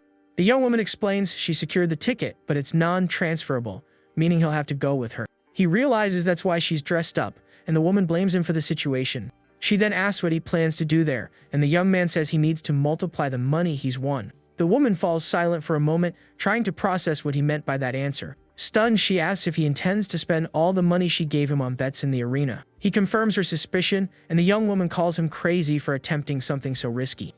The woman then declares their deal is off, and the system informs him that she is deeply disappointed in him. Our protagonist thinks it doesn't matter, as he has a plan to turn this entire situation around. With a confident smile, he picks up a rabbit mask and prepares for his next move. He dons the mask, thinking that by the time he leaves the arena, he'll have earned even more of her trust. In front of the arena, two masked guards stand at the entrance with an intimidating presence. Our protagonist and Cyan are greeted by a masked man who appears to be in charge. The man places a VIP wristband on his wrist, identifying him as a special member. The guard remarks that it's been a while since they've had a VIP member at this venue. But suddenly, our hero is shocked to see a familiar figure approaching down the corridor. A man wearing a red demon mask walks toward him with an air of superiority. It was Harayan, the S-rank villain and one of the most formidable monsters in the entire novel. With a serious look, he thinks he expected to find him here, as he's the host of the arena. The villain then welcomes them and encourages them to enjoy their time at the combat arena. He then turns and walks away, leaving our protagonist behind with a sense of relief. The young man thinks he must be careful not to get entangled with that man under any circumstances. Arriving in the main area, they see numerous screens and a large crowd gather for the fights. The place is filled with masked individuals, and an electric atmosphere of excitement permeates the air. Cyan explains that all the buzz is for a fighter named Yang Hongju, who is quite famous. Our protagonist is confused, and the woman clarifies that he is the most popular fighter at the moment. He's been the champion for 3 years and, in terms of combat skill, is essentially an A rank. Because of this, the young woman says it's impossible to make much money off him, as everyone will bet on his victory. She then adds that to make real money, he'll need to do something incredibly risky. Our hero approaches a betting clerk and states he'd like to place a large wager on the fight. With a confident look, he reveals he's betting $530 million all at once. And to everyone's astonishment, he declares he's putting all the money on the great champion's opponent. The clerk is completely taken aback by the audacious bet and can't believe what he's just heard. Cyan asks if he's certain, since he knows nothing about the champion's opponent. She then reveals the opponent is a rookie making his debut in the arena tonight. In his office, Harayan learns that someone has bet $530 million on the opponent. He asks for the person's identity, and the clerk says that from what he heard, the man was wearing a rabbit mask. The villain recalls the VIP member he saw earlier and assumes he's just a wealthy individual with eccentric tastes. He figures that for someone like that, the amount must be mere pocket change and doesn't give the bet much thought. Suddenly, a man bursts into the room, shouting that the infamous Kim Jinwoo has appeared in the underground arena. He leaps to his feet, furious at the news, unable to believe the young man is at his event. The man informs him that he arrived with Han Cyan, and the villain flashes a wicked smile at this information. He says he was frustrated by the lack of information on the young man, and that now he has an opportunity. A look of pure malice on his face, he orders them to prepare the car, declaring that tonight they will avenge Jang Han. Meanwhile, in the arena, the champion's opponent is brutally beaten and is begging for his life. On his knees, the man surrenders, pleading with the champion to spare him and let him live another day. The champion scoffs at him for giving up so easily and finishes him with a single, powerful blow. With the victory, the announcer declares the winner of the first match, and the crowd goes wild. The champion raises his arm to celebrate his victory, and the audience applauds him enthusiastically. Two men drag the defeated fighter from the arena as the crowd begins to boo him. They call him trash and shout that they bet on him, and he should have fought to the end. Cyan remarks that the underground arena is merciless to losers and expresses pity for the young man. Our protagonist counters that the host wouldn't allow anyone to be truly finished in this place. They then prepare for the next fight, and the crowd's excitement intensifies. The big screen displays the two fighters, and the betting odds $530 million on the rookie versus $2.8 billion on the champion. The announcer declares that the fight between Liang and Yang Hongju is about to begin. Our hero thinks that while everyone else played it safe and bet on the champion, he has a different strategy. Some people in the audience call him an idiot for betting so much on an unknown rookie. But he just smiles, thinking that if all goes according to plan, he'll walk away with 6 times his initial bet. And finally, the great champion Yang Hongju enters the arena with an air of utter superiority. The announcer introduces the fighters, and a wave of excitement washes over the arena. Cyan is shocked when she sees the opponent, wondering if that person is really the so-called Liang. With a smirk, the young man comments that the fighter is much thinner than he'd expected. He then reveals that he's not here just for the money, he has other motives for his bet. The young man knows that Liang is destined to join a group of villains called Jain in the story. That's why he wanted to see him fight at least once. Suddenly, the fighter's gaze meets his. Our protagonist calms himself, thinking there's no need to panic, as everything is written in the novel. He knows that Liang has never lost a single fight in the arena, which makes him confident. The champion glares at him with contempt, saying he can't believe he has to fight someone like this. With a roar, he charges at the rookie, declaring he'll end this as quickly as possible. The champion throws a powerful punch, but Liang evades it with incredible speed. With a surprised look, the rookie effortlessly dodges the champion's attack. The champion tries to land a punch, but the young man catches his fist and forcefully throws him across the arena. The man is hurled to the other side of the arena, and a massive shockwave ripples through the area. With the champion down, our protagonist begins to celebrate his fighter's comeback. The crowd erupts the sight, and Cyan wonders if the rookie might actually win. Outside, Baek Kang and his cronies arrive by car, preparing to storm the venue. With a serious look, he considers the underground arena, knowing he must proceed with extreme caution. He says he wants to invade the place, but is aware that if he disrupts Harayang's event, he won't leave alive. The driver informs him the event concludes at 10:30, and the villain says there's no need to rush.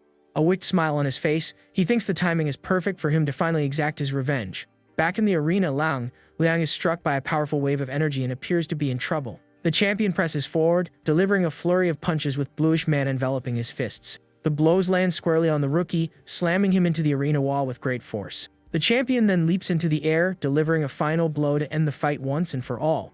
With a mighty kick, he sends him flying, telling him to know his place and just disappear. The rookie is thrown violently and crashes to the arena floor, utterly defeated and without a chance. With his opponent down, the champion turns to the crowd, preparing to celebrate his victory.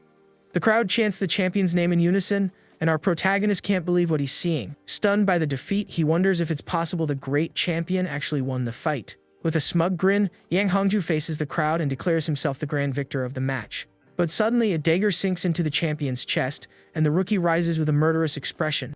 The man can't believe what's happened and stares down at the wound in his chest, completely shocked.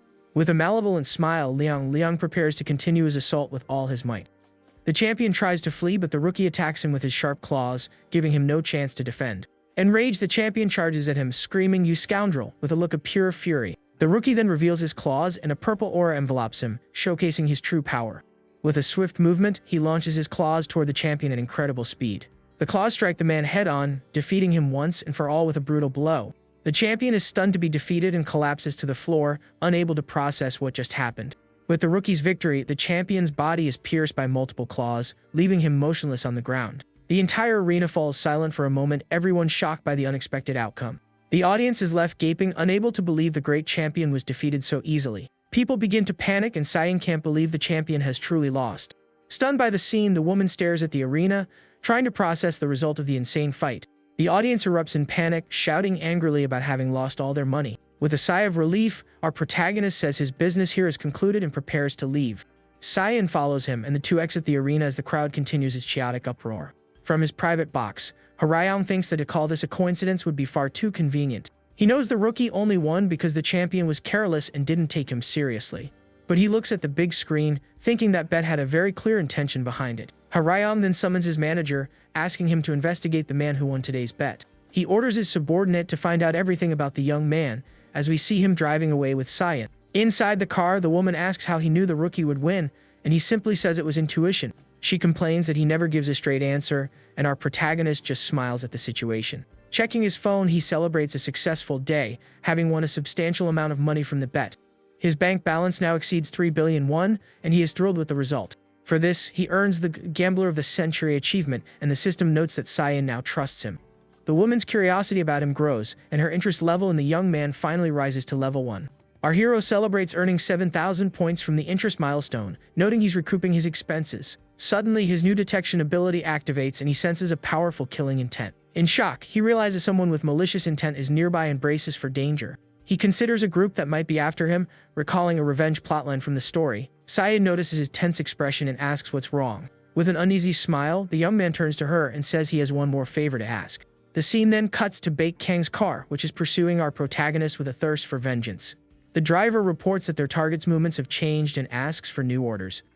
With a wicked smile, the villain tells the driver to stop the car, saying they'll finish him right here. Our hero stops in an open field, and Baek Kang observes him from a distance, ready to strike. He notices Cyan is gone and wonders if this young man is truly the one who defeated Jang Han. He observes that his body isn't trained, and that he doesn't seem as formidable as the news suggested. The villain then senses that the energy he emits is weak and underestimates him because of it. Our protagonist then drinks one of his potions and tosses the empty vial to the ground with a serious look. The potion tastes awful, but he calls out for his enemy to come out of hiding and fight. The potion boosts his mana recovery by 500% for 10 minutes, followed by exhaustion. With his mana amplified, he turns to the villain, stating he already knew he was being watched. Bei Kang is surprised by the sudden shift in his aura but still doesn't find it threatening. Taking a step forward, he approaches, remarking that the young man's display of power is impressive. He then conjures 3 fire spears, noting the young man was clever to have sensed his presence. With a shout, the villain hurls the fiery weapons toward our hero with all his might. But the young man creates a blue mana sphere and prepares to counter the attack with everything he has. His attack collides with one of the spears, causing a massive explosion of bluish light in the air. The other 2 spears fly past, and our protagonist narrowly dodges the blow. With a smirk, the villain says he still has 2 shots left and prepares to attack again. In shock, our hero can't believe the enemy has more attacks like that at his disposal.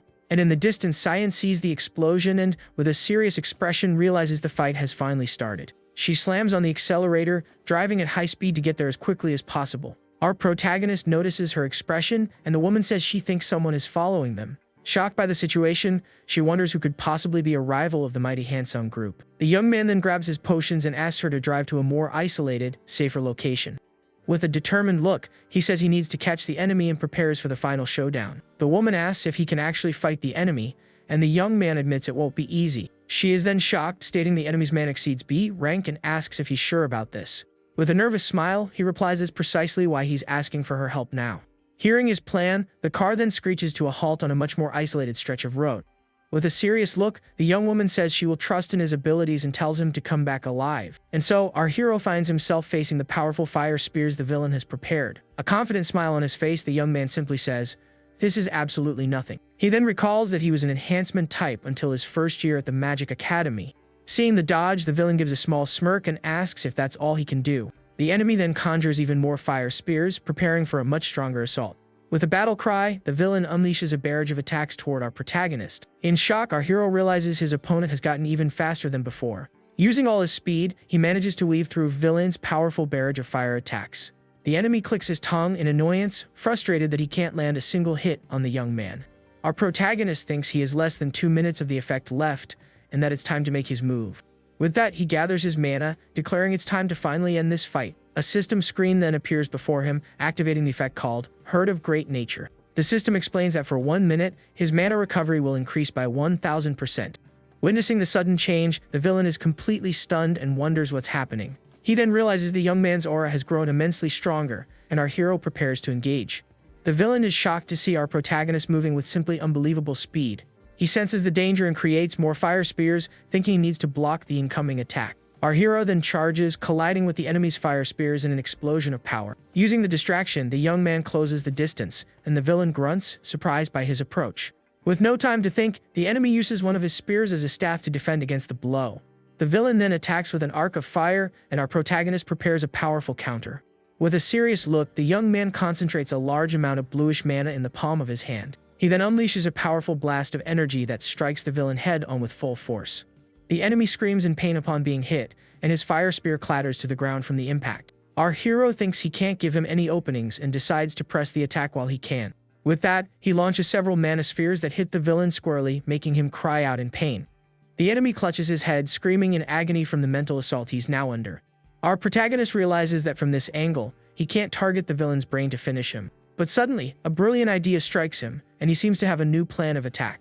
In a swift motion, he gets close to the enemy and touches his head with a very serious look. The villain is shocked by his proximity, and our hero declares that from this point on, everything changes. He then grabs the enemy's neck tightly, and the villain begs him to stop the attack. But with a cold, determined gaze, our protagonist simply states that the fight is finally over. With that, he releases a powerful wave of blue energy that hits the villain squarely at point-blank range. The enemy is stunned by the attack, unable to believe he's being defeated in this manner. The screen explains the potion boosts mana by 500% but causes exhaustion afterward. Suddenly, the effect wears off, and with his arm injured, the protagonist complains about the terrible timing. As his body heals, the villain recovers from the attack and smoke rises from his wounded chest. The enemy then retrieves his fire spear and prepares to finally retaliate. A look of pure hatred on his face, the villain glares at our hero, ready to end it all at once. He then raises the weapon with a malevolent smile, shouting that he will finally finish the young man. But suddenly, a blur appears at high speed, defending our protagonist from the blow. And to everyone's surprise, the mage Zhang Sugi appears, parrying the villain's attack with his sword. Seeing that help has arrived, our young man breathes a sigh of relief for getting out of that predicament. With a smile, he turns to the newcomer and says, "You finally showed up." It was Jang Sugi, an S-rank mage and the formidable sword of the Hansung family from the story. With a single swing of his sword, the mage defeats the villain and splatters fly everywhere. Our protagonist thinks that's the sword demon, one of the strongest in the novel. He's shocked as the mage defeated Baek Kang, who is fighting at a rank level, with just one strike. Annoyed, the mage mutters that a mere MANHWA dared to lay a hand on the youngest daughter of the Hansung family. At that moment, Han Sayan comes running, calling our protagonist by his alias. She asks if he's alright, and the young man says it was worth stalling until help arrived. With a smile, the young woman says her life was on the line too, which is why she called the strongest. The mage then cleans his sword with a serious and imposing air without uttering a single word. The system announces the villain's demise and that he has gained 1,000 points in Sayan's trust. Looking at the system screen, our protagonist finds the outcome quite satisfactory. The mage then asks Sayan if they should report the incident to the chairman. He adds that an attack by a main is too serious a matter to be ignored. But the young woman suggests they don't, and the young man agrees with her decision. He explains that if the news gets out, it will cause an uproar, and there's no need to deviate from the original story. With a thoughtful look, the young woman concurs, understanding that he's right about that. She then says that if this leaks, it will only create problems, so it's best to keep it under wraps. At this, the mage agrees with the young woman's decision, accepting the order from his immediate superior. 3 days later, our protagonist is lying in bed, leisurely scrolling through his phone. As a token of gratitude, Sayan offered information, and he requested the release date of the potions. A news report shows that Hansung is launching a potion with Sacred Herb with Sayan as the highlight. Looking at his phone, he thinks he invested everything he had and bought 4,360 shares. The clock reads 8:59, and he thinks that in just one more minute, everything will change. And then, at 9 in the morning, the market finally opens, and the reflection in his eyes shows the stock soaring. As the market opens, the company's shares skyrocket, and our hero becomes rich instantly. Overjoyed, the young man shouts with happiness at the result of his brilliant investment. He then remembers that before regressing, a lifetime of dungeon crawling wouldn't have even bought him a house. Lying in bed, the young man thinks he never imagined making money could be this easy. Suddenly, his phone vibrates with a new notification, catching him by surprise. Sayan is inviting him to lunch, saying she has a gift for him as a thank you. The young man is surprised by the message and wonders what kind of gift the young woman could have for him. The next day, he heads to Cafe Velour to finally meet his new business partner. Already seated at a table, Sayan greets him, remarking that he's a bit early. With a smile, our hero approaches and says arriving early is a habit of his. She mentions the shares have risen significantly and asks if he made around 500 million in profit. The young man replies that he made 3 billion in a single day, and the young woman tells him to accept her gift. With a smile, he thanks the director and asks about the gift she mentioned. With a serious look, she reveals she's discovered the identity of the monster that attacked them days ago. The young woman explains his name was Baek Kang, and he was a notorious contract assassin. But she also found out that someone was frequently dealing directly with the villain. And to everyone's surprise, the person behind it all was her older brother, Han Sejin. Our hero thinks that he already knew about the alliance, but not that Baek Kang was one of his associates. He says it's interesting, but it's not a gift if it doesn't benefit him, which annoys the young woman. She then hands him a black box, saying that this is the real gift. The protagonist takes the gift, and the young woman says she'll be busy for a while, which makes him concerned. She explains that since her brother is connected to the villain, it's quite obvious who is behind the attack. With a determined expression, the young woman states she can't stand being indebted to anyone, whether for a favor or a grudge. With that, she turns and begins to leave, leaving our hero behind with the gift in his hand. The young man thinks that her assumption about her brother being the mastermind is actually a huge misunderstanding. But he knows that the fact that Han Sejin is a villain remains unchanged, and he will continue to be an obstacle for Sai. With this in mind, he thinks that taking down Han Sejin through Sayan isn't such a bad idea after all. Suddenly, the woman calls him by his alias, and the young man is startled by her voice. With a smile, she hopes he likes the gift as she hand-picked it herself. Our protagonist holds the gift box with a white ribbon, and a glow emanates from within. With a smirk, the young man then thanks the woman for the gift she gave him. Upon opening the box, he finds a B-rank mana bracelet with SS-level durability. A satisfied smile on his face, our hero is very pleased with the new item he's received. Sitting at the table, a system screen appears, and he stares at it with a very serious expression. The young man is then confused by the notification that has suddenly popped up in front of him. The system reports that Arayang is curious about him, earning the young man 1,500 points. The scene then shifts to the villain's office, where he's reading some documents with a very serious look. The man is alone in his office, seemingly analyzing some very important information. Suddenly, a subordinate enters the room and greets him with a deep, respectful bow. The villain remarks it's been nearly 10 years and asks if this is about the Council of 10 Demons.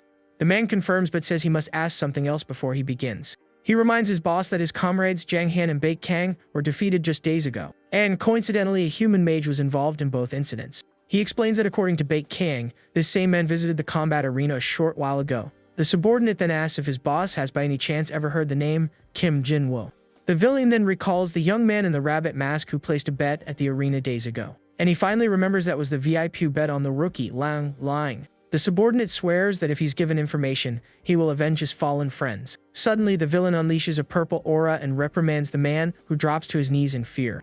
With a furious gaze, the boss warns him to prepare for the consequences if he touches his client. The man apologizes and begs for forgiveness, swearing he will no longer pursue our protagonist. The villain then tells him to simply deliver the message from the Council of 10 Demons and nothing more. The man reports that a prophecy has emerged from the sacred relic known as the Prophet's Altar, and the prophecy foretells that the child destined to destroy the Manes will awaken at the age of 18. The boss is irritated, realizing this is why the king has been causing trouble again lately. The subordinate explains that according to the altar, the 18-year-old child of prophecy is currently at the academy. The scene then transitions to the Grand Magic Academy building on a bright, peaceful day. Back in his room, our protagonist silently observes the scenery, lost in thought. With the bracelet and the scroll on his desk, he decides to continue operating as Kim Jin-woo for the time being. He receives another 1,500 points and thinks it's not yet time to get involved with the villain. Holding the scroll, he says there's something more important to focus on right now. He then unfurls the scroll, which glows with a strong bluish light as he prepares to use it.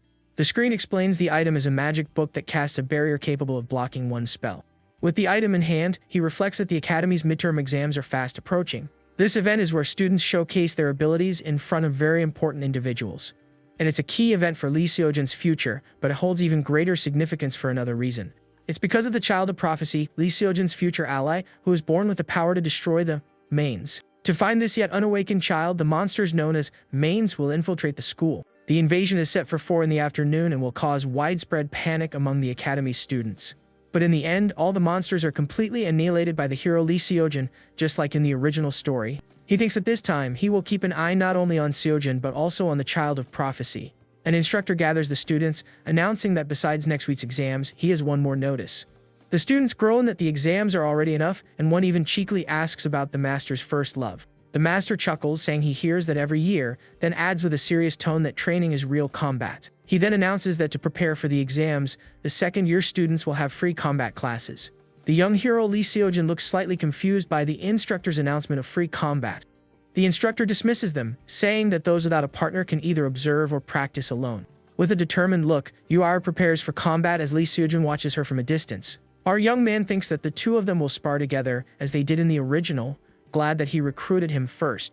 But even with all his careful planning, something still seems to be troubling our protagonist. He then realizes that no one has asked him to be their partner, and he's standing completely alone. The young man muses that it doesn't matter how skilled he is at theory or barrier breaking at the academy. After all, no one wants to team up with the last ranked student in the class. The reason is painfully obvious. With a serious expression, he tells himself it doesn't matter, as his partner has already been decided. And then Yoon Hae-young, the girl from his dungeon team, approaches him with a serious look. Suddenly, a student is sent flying by a powerful fire attack, crying out from the impact. The young man rolls across the combat arena floor to evade the fire attack. With a few scrapes on his face, the young hero remarks that he narrowly avoided a bad hit. Yuara taunts him, saying that with skills like those, she's gonna claim his #1 spot. A glint in his eye, Lee Seojin tells her not to get ahead of herself. He then prepares to counter, saying he hasn't even finished warming up yet. In a flash, he advances and delivers a strike that unleashes a wave of golden energy. Elsewhere, a girl observes their fight from a distance with a very attentive gaze. She then turns to the window, seemingly lost in thought about the ongoing combat. The girl comments on the two, noting they are the first and second ranked students in the entire school. With a serious look, she conjures some ice crystals in the palm of her hand with her magic. The young woman thinks that the more she compares herself to geniuses, the smaller she feels, and that she needs to stop. 2 students are gossiping about her, mentioning she is 82nd in the overall rankings. One remarks that while her theory is excellent, her practical skills are weak and she struggles in combat. His friend adds that it's a shame her intelligence can't keep pace with her talent. The young woman then falls silent for a moment, appearing quite saddened by the situation. With a determined look, she launches several ice crystals toward a training dummy. The crystals strike the target head-on, shattering into numerous pieces upon impact. With a sigh of frustration, the young woman looks at the result of her attack, clearly unsatisfied. Annoyed, the young woman wonders why nothing seems to work, no matter how hard she tries to improve. Suddenly, a voice says, "Your ice construct is fragile," and the girl whirls around surprised. The girl turns and recognizes him as Kim Sun-woo, who was standing there in the doorway. He then approaches, remarking that her ice isn't even that cold and her precision is terrible. With that, he concludes that overall, the young woman's fundamentals are very weak and need work. The young man thinks to himself that he's just taking responsibility for his actions with the team. He recalls that in the dungeon, Sujin's advice would have helped her grow and become stronger. But because he interfered, the girl missed that opportunity and her power has stagnated. So he tells her that if she sticks with him, he'll ensure she can fend for herself in the future. The girl then points at him, declaring she finally understands what's going on. She accuses him of tearing down someone's confidence just to make them follow him blindly. With a smirk, our protagonist simply agrees, saying, "Maybe so." He then asks if she's getting angry because she can't refute his points. With that, the young man steps closer to her with an intimidating look, making her feel flustered. He says he thought she was decent in the dungeon, but he was completely mistaken about her. Our hero thinks that perhaps he went too far and prepares to apologize. But the young woman challenges him to a duel, wanting to see how skilled the last, ranked student really is. A victorious smile spreads across his face. He thinks, "I've got her hooked," and accepts her challenge. The young man is thrilled that his plan to train her has succeeded, and the fight is about to begin. With that, he takes his position in the combat arena, surrounded by the girl's ice spikes. The young woman then shouts, "Begin," and prepares to unleash her ice magic with full force. Our protagonist activates his own magic, and a bluish aura envelops his legs. With enhanced speed, he darts across the combat arena, dodging every ice spike she launches. He notes that as soon as she got serious, the intensity of her materialization changed dramatically. Dashing away from the attacks, the young man compliments the girl but adds that her attack pattern is still too simple. Annoyed by his comment, the young woman asks if he'd like to see a different kind of magical attack pattern. She then conjures a massive ice spear and prepares to attack our protagonist with everything she has. Seeing the weapon, our hero is slightly taken aback by the size and power of the new attack. The spear then hurtles forward at high speed, and he readies his magic to evade the blow. With a leap, he manages to dodge the attack, and a huge explosion of ice erupts from the ground. Shocked, the girl can't believe she finally executed a move she'd been unable to do before. The young man lands far away, and the young woman just stares at the massive ice crystal she created. Our protagonist then lands atop the ice, a very serious and determined look on his face. He then explains that for a person to unlock their ability, they require the right kind of stimulus. With a smirk, he thinks that provoking her was the correct solution to her problem. The girl stares at him with a confused look, wondering how he managed to draw that out of her. She then asks how he plans to win by just running away, and if he even wants to be her partner. He explains that inexperienced manifestation mages all share one thing in common. With a swift movement, he launches a mana sphere, and the young woman prepares to counter the blow. He then says that once he's in close range, suppressing magic becomes much easier.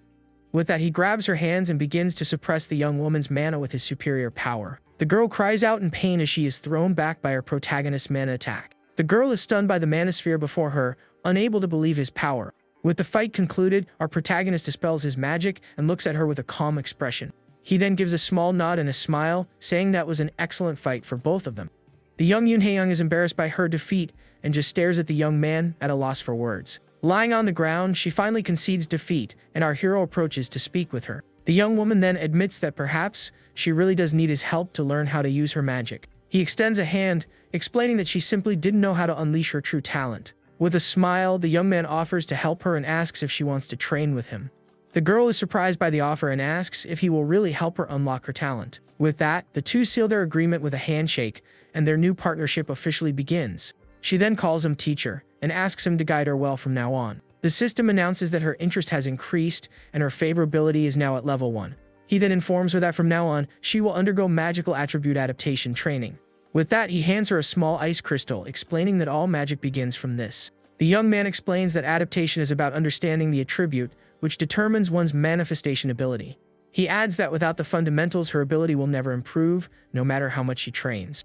The young woman says she knows what adaptation training is, but she's never heard of this particular method. Suddenly, he fills the room with countless ice crystals, leaving the girl stunned by the sight. A wicked smile on his face, he says feeling it with your body is the easiest way, and that the ice is melting. The scene then shifts to show several students being attacked by a dark, malevolent energy. A man asks if everyone is assembled, and a subordinate confirms, "Wes, Sir Chien-hei." The henchmen report they have gathered the active demons around the Magic Academy as ordered. The boss declares that the time to find the child of prophecy and invade the school is next week. He explains that according to their inside source, security becomes more lenient during the academy's exams. One of the henchmen celebrates that the time has finally come, but another raises a concern. He reveals that their request for aid from Lord Horiong failed as he refused their proposal. The woman despairs, saying it's impossible to eliminate the child of prophecy with only 4 demons. The man calls her a fool, stating that lack security isn't the only thing they have on their side. He explains that scouts from numerous guilds will be at the school, and she can't handle them all. The boss agrees this is true, but says the story changes if they can trap anyone who tries to interfere. With that, he creates a sphere of purple energy, preparing to use a powerful spell. The man then casts a spell which envelops all of them in a large dome of purple energy. His henchmen look at him smiling, as the boss informs them this is the Great Demon Barrier. With a wicked smile, he tells them they can go all out, because he'll be right there with them. The young Yoon Hae-young begins her training, creating several ice cubes with her elemental magic. With a flick of her wrist, she then transforms one of the cubes into a beautiful snowflake. Suddenly, the young woman is startled as she unintentionally creates a massive ice spear. Head bowed, the girl is embarrassed by the unexpected result of her training session. But with a smile of victory, she celebrates that she finally managed to do it on her own. Spear in hand, she turns to her master, celebrating that she created the weapon with her own power. With a smile, he tells her she has talent and has improved remarkably in just a few days of training. The system reports that she trusts him, earning the young man 1,500 points as a reward. He then asks if the training is bearable for her, and the young woman seems quite enthusiastic. A blush on her cheeks, she asks him to add even more ice so she can continue her training. He thinks to himself that while she says that, the training must be quite painful for the girl. Wearing a shirt with "Twice" written on it, he thinks she needs to endure a little longer to grow. He then dumps another bucket of ice into the water, and the girl shivers from the frigid temperature. Arms crossed, the young woman shivers from the cold, grumbling at the pain of the intense training. From a distance, Seo Yuna observes the scene, wondering what on earth the two of them are doing. Shocked by the sight, the girl wonders if this is some form of bullying between the two. She then panics, thinking she must report the bullying to the teachers immediately. A female teacher then remarks that watching talented students grow is always a beautiful sight. The girl calls out to her and points toward the upperclassmen, but the teacher says she's already aware of the training. Stunned by this response, the young woman can't believe this is considered actual training at the academy. The teacher explains that the improvement in Hae-young's mana control has been quite impressive, but she adds that what surprised her most was the quick judgment of the student guiding her. The girl asks if it was Kim Seon-woo, and the teacher is surprised she already knows of him. Flustered by the comment, the young woman shakes her head, feeling a bit irritated by the situation. The teacher says he has great potential, so it would be wise to remember his name. But she worries that, in the end, results are what matter, and he needs to improve. The teacher then looks at the young woman with a serious, contemplative expression. She then suggests giving the young man an opportunity to prove his abilities for all to see. With a smile, the instructor tells them to eagerly await the midterm exams. Our protagonist then panics, thinking he's completely in trouble with this situation. A system screen informs him that a spatial pocket is available at a limited-time discount in the shop. The item is extremely valuable, allowing the user to summon items anytime, anywhere. The item is priced at 20,000 with a 50% discount, but he only has 8,500 points. Desperate, the young man starts to cry, lamenting that discounts only appear when he's short on points. With a determined look, he calculates he needs 11,500 points in just 5 days. Suddenly, a notification appears on his phone, and he is surprised by the message he's received. It was his teacher, summoning him to the teacher's lounge before class for a discussion. Arriving there, he finds Yuera and Park In-won and is completely confused about what's happening. The teacher informs them that the three have been selected for the second year's special manifestation class. He thinks that since Lee Seojin was in the enhancement class, he can now interact with him more. But Park In-won stands up, objecting to Kim Seon-woo's inclusion in the special class. Annoyed, the young man confronts him, stating he's 5th in the year and that it's unfair to be grouped with the last ranked student. He then appeals to Yuera for support, but she simply ignores him, refusing to get involved. With a cold look, the girl says it doesn't matter who joins and that he should mind his own business. The young man is flustered by her response and grumbles that's why she doesn't have any friends. The teacher then turns to our hero and asks for his thoughts on his classmate's complaint. With a confident smile, he replies that if rank is the issue, then they just need to raise it. The teacher agrees, telling him to prove himself in the midterm exams to earn his spot in the class. With a massive crowd in the arena, the teacher specifies he needs to achieve a rank of 80 or higher. He and his partner walk together, and the young man thinks that if all goes well, the mission is achievable. The second year exam is a cooperative one, requiring students to fight in pairs against monsters. The students face summoned monsters known as the Green Giants of the Forest. Their weak point is a purple crystal on their body, which, if struck, defeats them instantly. However, the crystal's location changes each time, making it very difficult to identify. Most students earn good scores simply by surviving, but the geniuses operate on a different level. The most powerful students can actually defeat all the monsters with their abilities. The scouts are impressed with Lee Seojin, commenting on his synergy magic. Wearing his climbing shoes, our protagonist prepares to ascend to the higher ranks. He and his partner get ready for the fight, and the young man tells them to go all out. He then asks the girl to clear a path for him, and the young woman freezes the arena floor. With a swift motion, she creates an ice ramp for our protagonist to advance. The young woman then fires off several ice spikes to provide cover for her partner's advance. With the path clear, the young man sprints up the ice ramp at high speed toward the monsters. Other students recognize him as the boy who was humiliated and accuse him of cheating. The system reports that 254 people feel anticipation, earning him 1,000 points. Looking at the screen, he thinks everyone is just waiting for him to embarrass himself again. With his outsider's privilege activated, he can see the giant monster's weak point. He is then able to pinpoint the exact location of the purple crystals on all the monsters in the arena. With his special shoes, he dashes up the ice ramp with impressive speed. With a smile, he says he won't be playing the clown this time and prepares his attack. He then fires a powerful blast of blue mana that strikes the giant monster head-on. The attack pierces through the monster's body, defeating it with a single precise and powerful blow. The giant then dissipates into black smoke, and our protagonist turns to his next target. But suddenly, one of the monsters attacks him from behind, catching him completely off guard in combat. With a smile, he remarks that this is all going more easily than he initially imagined. Suddenly, one of the giants begins to scale the arena tower, heading for the spectators. A look of surprise on his face, our protagonist realizes something is very wrong with these monsters. And to his astonishment, he spots the villain Chien Hei controlling the monsters from a distance. With a serious expression, our young man prepares another mana sphere to attack the monster. With that, he launches the attack, which hits the monster's eyes squarely but fails to defeat it. The young man thinks that even for being last, he did well, but he wonders about the mastermind. He muses that the mains were only supposed to appear at 4 in the afternoon, and that something has altered the story. Suddenly, his partner yells for him to watch out for the approaching monster. Our protagonist then turns to the side and is shocked by the scene unfolding before him. The giant monster leaps toward him and, with a powerful punch, shatters the ice arena. The impact sends our hero flying, and the arena is littered with ice debris. The girl then conjures 3 ice spears and prepares to attack the monster with all her might. The spears strike the giant head-on, piercing it in several places and defeating it instantly. Seeing her partner on the ground, the young woman yells for him to wake up and snap out of it quickly. With that, she helps him to his feet, and the two prepare to face the next monster. The giant then approaches, ready to attack the 2 students with its full strength. With a determined look, our protagonist tells the girl to get out of his way now. Suddenly, a powerful blast of energy strikes the monster's head on, defeating them instantly. The young man then turns to his partner, shielding her with his body from the smoke of the defeated monster. The scouts in the audience are left gaping at the scene, unable to believe what they're seeing. The live stream chat explodes with praise for the young man's skill. One of the scouts remarks that the boy is very good, and his colleagues agree with the assessment. Other spectators comment that they never expected to see a fight of this caliber at the academy. With the victory, the girl embraces him, celebrating that they finally passed the exam. The system informs him he's earned several achievements and that Park In-hwan feels humiliated. But our hero thinks that the exam isn't what's most important right now, it's the timeline. The clock on the wall then reads noon, and he realizes something is terribly wrong. The villain then appears at the academy, and the young man realizes the timeline has deviated from the original. Seeing the villain and the other students, our hero panics at this change in the story. He then wonders if his own actions are altering the original course of the story he knew. A large screen then shows that he and his partner have secured second place in the midterm exams. The girl asks if he's alright, and the young man says he's just a bit tired from the exam. She then blames herself, thinking she must have made a mistake, but he tells her to have more faith in herself. With a smile, he tells her she was perfect in today's combat, and the girl blushes at the compliment. Her face flushed, she simply says thank you, and our protagonist smiles at her reaction. She then bids him farewell, telling him to rest well and that if he feels sick, he can skip training.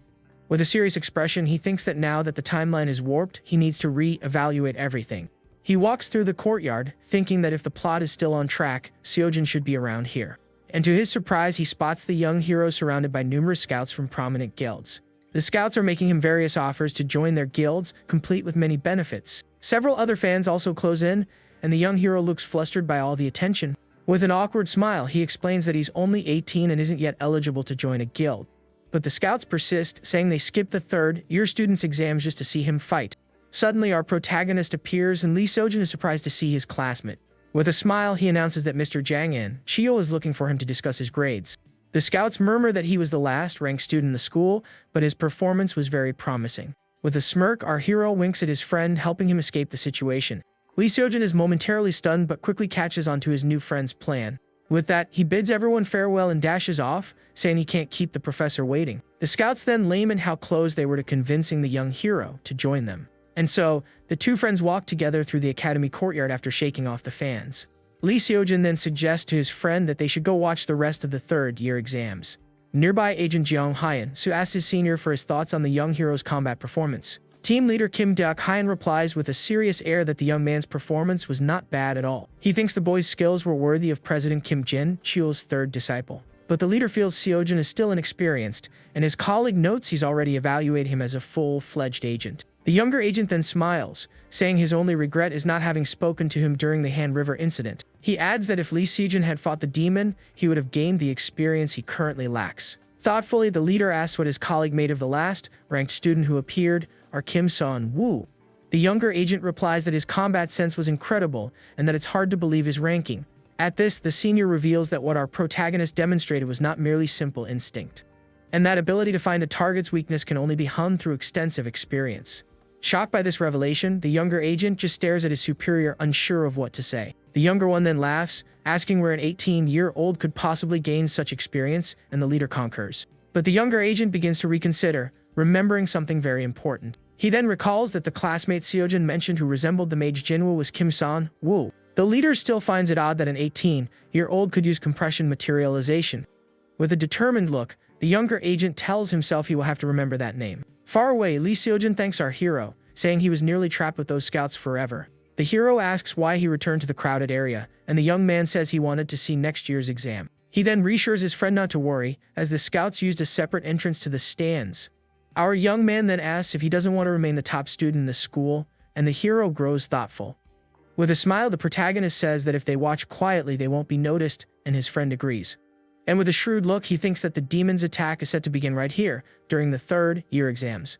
He then remembers that this location is perfect for the villains to make contact with their inside informant. With this in mind, he thinks he needs to keep Lee Seojin occupied and find Cheon-hae on his own. The young hero then asks if something happened after the exam, but his friend doesn't understand the question. He clarifies he means the scouts, and the young man says it's fine, as this happens to him all the time. Our protagonist thinks it seems the original plot is still intact, which is a huge relief. With a grand announcement, the third-year exam finally begins, and the crowd in the arena goes wild.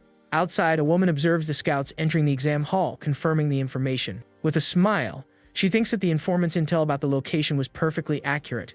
Beside her, the villain Cheon-hae asks about the progress of the rest of the invasion plan. The woman reports that she has hidden monster summoning circles in every corner of the school. And to avoid any issues, she placed the monster Jinsen in an isolated area where no one goes. The villain then praises her for her good work, and the young woman thanks him, attributing it to his guidance. With his plan in motion, the villain rises, preparing to finally launch the major assault.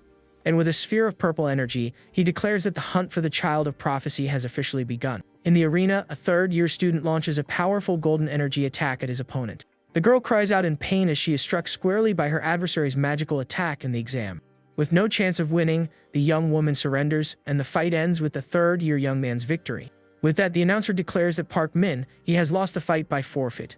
And the grand winner of the exam is finally announced to the entire crowd in the arena. The victor is Kim Chang-hyun from the third year, who stares at everyone with a very serious expression. Lee Seojin is thrilled with the fight, saying the third-year exam is very entertaining. He remarks that Kim Chang-hyun's magic was a perfect example of manifestation, and our young man agrees. But he thinks to himself that he's been scanning for Cheon-hae everywhere and can't find him. The young hero then notices his friend's distraction and asks who he's searching for in the crowd. Embarrassed, the protagonist claims he was just checking if any guilds were scouting him there.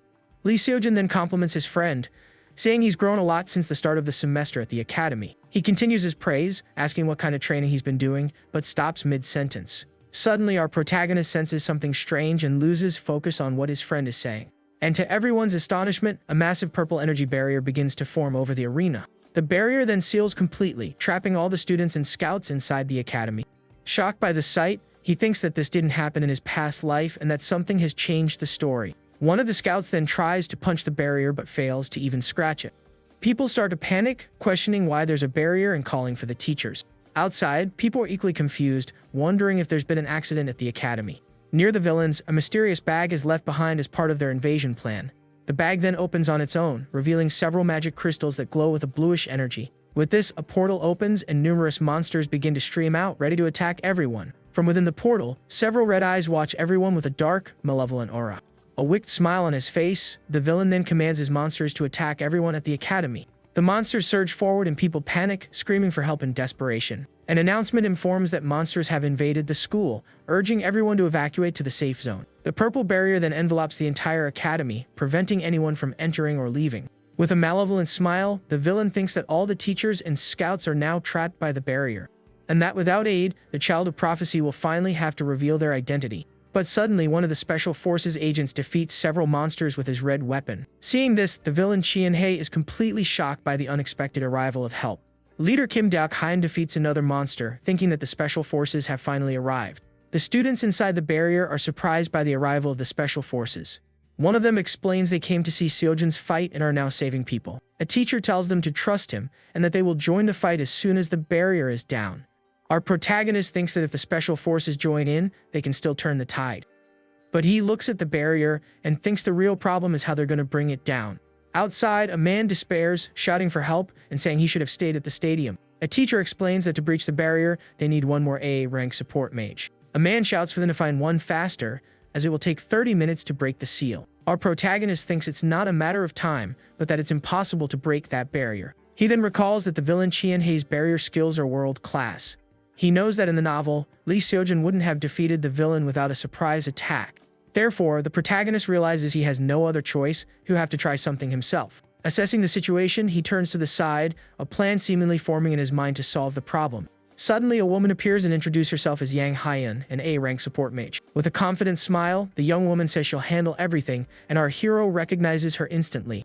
He thinks that accusing her of being a demon now would only arouse suspicion and solve nothing. The woman then begins to cast her spell, and a pink magic circle glows in her hands. She then asks the support teacher to help her raise the barrier, and the instructor agrees. The two then combine their powers, and several purple magic circles glow intensely. The young hero says they'll be out soon, but the protagonist denies it with a very serious look. Not understanding, Lee Seojin asks why, and our young man pulls him along, telling him to follow. But the support teacher senses something is very wrong with the woman's magic. She realizes that as she tries to lift the barrier, the seal is being reinforced from the other side. With this, the instructor understands that the barrier is actually being strengthened, not weakened. From a distance, the villain Qianhei observes the scene, thinking the support teacher is quite clever. Realizing he's been discovered, the man decides he needs to draw everyone's attention to himself. A purple, malevolent energy aura then begins to completely envelop the villain's hand. Outside, the two agents continue their fight against the unceasing horde of monsters. Suddenly, a larger, horned monster shrieks as it senses something approaching them. The monster's red eye then glows intensely at the new threat that has appeared on the scene. The two Special Forces agents continue to fight bravely against the horde of monsters at the academy. Suddenly, one of the agents notices more monsters approaching and begins to panic. One of the monsters then leaps towards the woman who is pretending to lift the barrier. But in a flash, the monster is completely sliced in half by a surprise attack. And the creature is defeated with a single, powerful blow from the spear of one of the Special Forces agents. With the monster down, the agent approaches to check if the woman is alright. He then turns to the young woman and asks if she's okay after the monster's attack. She thanks him for his help, and the agent thinks she's lifting the barrier from both inside and out. The team leader's weapon then glows with a strong red aura, ready for combat. With that, the two Special Forces agents continue to battle the horde of monsters with all their might. The younger agent remarks that his senior almost got caught, and the leader retorts that if he'd have to turn in his badge. The two then prepare to continue the fight and protect the people from the monsters. The younger agent vows to protect the woman, and she thanks him with a smile. But with a wicked grin, the woman reveals her true intentions to everyone there. Far away, Lee Seojin asks why they've gone behind the academy's exam site. Our protagonist explains it's because the area is deserted, and he intends to take down the barrier right there. He reveals that the support mage, Yang Haiyan, is actually a demon and is strengthening the barrier. Shocked, Lee Seojin says they must tell everyone, but our hero stops him immediately. The hero says he can prove it, but the protagonist argues there's no guarantee anyone will believe him. With that, he tells Lee Seojin to go inform everyone as soon as he successfully takes down the barrier. He continues saying that everyone will believe the information if it comes from a world-famous genius. Stunned by his friend's confidence, Lee Seojin is momentarily speechless, but he agrees, asking if his friend can really take down the barrier. The young man says he'll try. With that, the protagonist kneels and prepares to use his abilities to break the seal. The system then announces that the outsider's benefit induction ability has been activated. With this, he begins to interpret the barrier's magical formula in order to finally break it. On the other side, the demon woman senses that the great demon barrier is under attack. With that, a great blue light erupts, and the barrier is finally shattered, to the villain's astonishment. Our protagonist then stands up, remarking with an air of indifference that it was nothing special. He then urges his friend to go quickly and handle the situation, and the hero prepares to leave. But Lee Seojin questions him, asking why he's trying to hide his accomplishments. With a smile, our young man simply says that keeping things under wraps is enough for him. The scene then shifts to the Grand Academy building under a clear and sunny sky. The villain Chi In-hae then yells at the demon woman, calling her an incompetent fool. With the barrier broken, the teacher congratulates the demon woman on her supposed good work. At this, the scouts and teachers prepare to fight, declaring they'll handle the rest. The Special Forces leader then charges forward, defeating one of the monsters with a strike from his spear. With a determined look, he presses on, ready to fight the monsters with everything he has. His fists then glow with a strong red aura as he prepares to attack. With a single punch, he defeats several monsters at once, clearing a path for the others. Following his lead, one of the academy teachers uses her lightning magic, defeating multiple monsters at once. Her eyes glow with power, and with a determined look, she continues to fight with all her might. The magic then strikes the ground, causing a massive explosion of golden energy that vanquishes the monsters. Nearby, a professor dusts off his hands after defeating some monsters with his powers. He then comments Professor Lee Hee-young, saying her attacks are as powerful as ever. With their help, the others feel they can clear the area quickly and celebrate the assistance. The Special Forces leader says the mastermind could be anywhere, and that they need to search for him. But the support teacher says there is a suspicious individual and points to the disguised demon woman. Hearing the accusation, the demon woman becomes nervous, clutching a handkerchief in her hands, unsure what to do. The instructor then confronts her, demanding to know what she was doing when they tried to break the magic barrier. With that, the teacher accuses her of being a demon, but others say she is going too far. The people around begin to gossip, questioning whether a teacher should be acting in such a manner. The Special Forces leader then tells his subordinate to hold back and not to intervene in the situation for now. The demon woman then scoffs, saying it only took a long time because she had to match her skill level. Suddenly, Lee Seojin appears and the teacher recognizes him, surprised to see him there. He confirms the instructor's suspicion, stating that every time they tried to break the barrier, it grew stronger. Shocked, the teacher asks how he knows this, and the hero says he felt something was off. Our protagonist then thinks that he asked his friend to keep it a secret and that the plan worked. Embarrassed, the hero says he knows the basic theory of how barriers work, thinking to himself that he hates lying. One of the scouts overhears the conversation and decides to investigate if a support mage named Yang Hyan even exists. With her identity questioned, a scout pulls out his phone, preparing to call the association. Seeing that her plan has unraveled, the demon woman has a look of pure hatred and frustration. Unsure of what to do, she asks her master for instructions now that she's been discovered. From a distance, the villain Chi In-hae reveals himself with a purple aura, telling her to do what must be done. With the boss's appearance, the Special Forces leader points him out and orders his subordinate to capture him. The two then charge towards the villain with their weapons drawn, ready for combat. Their weapons collide with the villain's purple energy barrier in a massive explosion. The Special Forces leader then wonders if the enemy is an A-rank demon, and his colleague grows worried. The demon woman then lunges towards Lee Seojin, preparing to attack him with full force. She then attacks several nearby students, turning them into demons to fight alongside her. Her red eyes glowing, the demon woman readies herself for the final assault with all her might. She then screams that she will take down as many humans as she can and charges toward the hero. With his sword gleaming, Lee Seojin prepares to counter the demon woman's attack. With a single strike, he manages to defeat the demon woman, her blood splattering everywhere. With the enemy vanquished, the young hero states she came to the wrong place to cause trouble. The younger Special Forces agent then stares at the young hero with a look of pure admiration. With the fight over, the young hero declares that this is a magic academy and she never stood a chance. At this, the teachers and scouts begin to heal the injured with their support magic. The Special Forces leader thanks Lee Seojin for his help, and the hero approaches to talk. With a smile, the leader praises him, telling him to collect his reward for the demon hunt later. Lee Seojin then thinks that the person who truly deserves thanks is Kim Seon-woo. Far away, our protagonist is running desperately, trying to find the child of prophecy. With a kick, he shatters a wooden barrier and uses his magic to propel himself forward. Using his reinforcement magic, he's able to run at high speed to arrive in time to help. Suddenly, he sees a large explosion of fire and rushes to see what's happening there. A look of despair on his face, he screams no, as he realizes something terrible is unfolding. To his astonishment, the child of prophecy has finally awakened, and an aura of fire envelops them. A white-haired man stares at her, recognizing her as Yu-era, the second-ranked student of the second year. With a mocking smile, the man says her performance was disappointing and closes in. Beside her, a girl is in despair, wondering how on earth the situation escalated to this point. She remembers she was training with Ara when out of nowhere, monsters and a demon appeared. With a determined look, the young woman prepares to fight, declaring she'll fight alongside her friend. But Yara tells her to stay out of her way and for her friend to just escape. A ball of fire in her hand, she says she'll handle everything herself and attacks the enemy. But the villain scoffs at her, asking if that's all the power she can muster. In a flash, he launches a purple energy attack, and the girl prepares to counter. But the man is quicker, grabbing her by the neck with simply crushing force. A wicked smile on his face, he glares at her and remarks that her blood is filled with strong magical power. The girl then begins to suffocate, unable to break free from the villain's grip. Suddenly, the man is struck by a powerful blast of blue energy and is sent flying. Her friend then shouts for the villain to release Ara, declaring that his real opponent is her. With a mocking smile, the man tosses her aside, remarking that their friendship is quite moving. He then creates a sphere of purple energy, asking what she thinks she can possibly do against him. With a determined look, the young woman says she knows she can't win, but she will fight regardless. Her eyes glow with power as she prepares to use her magic with all her might. With that, the girl shouts that she can't just run away and leave her best friend behind.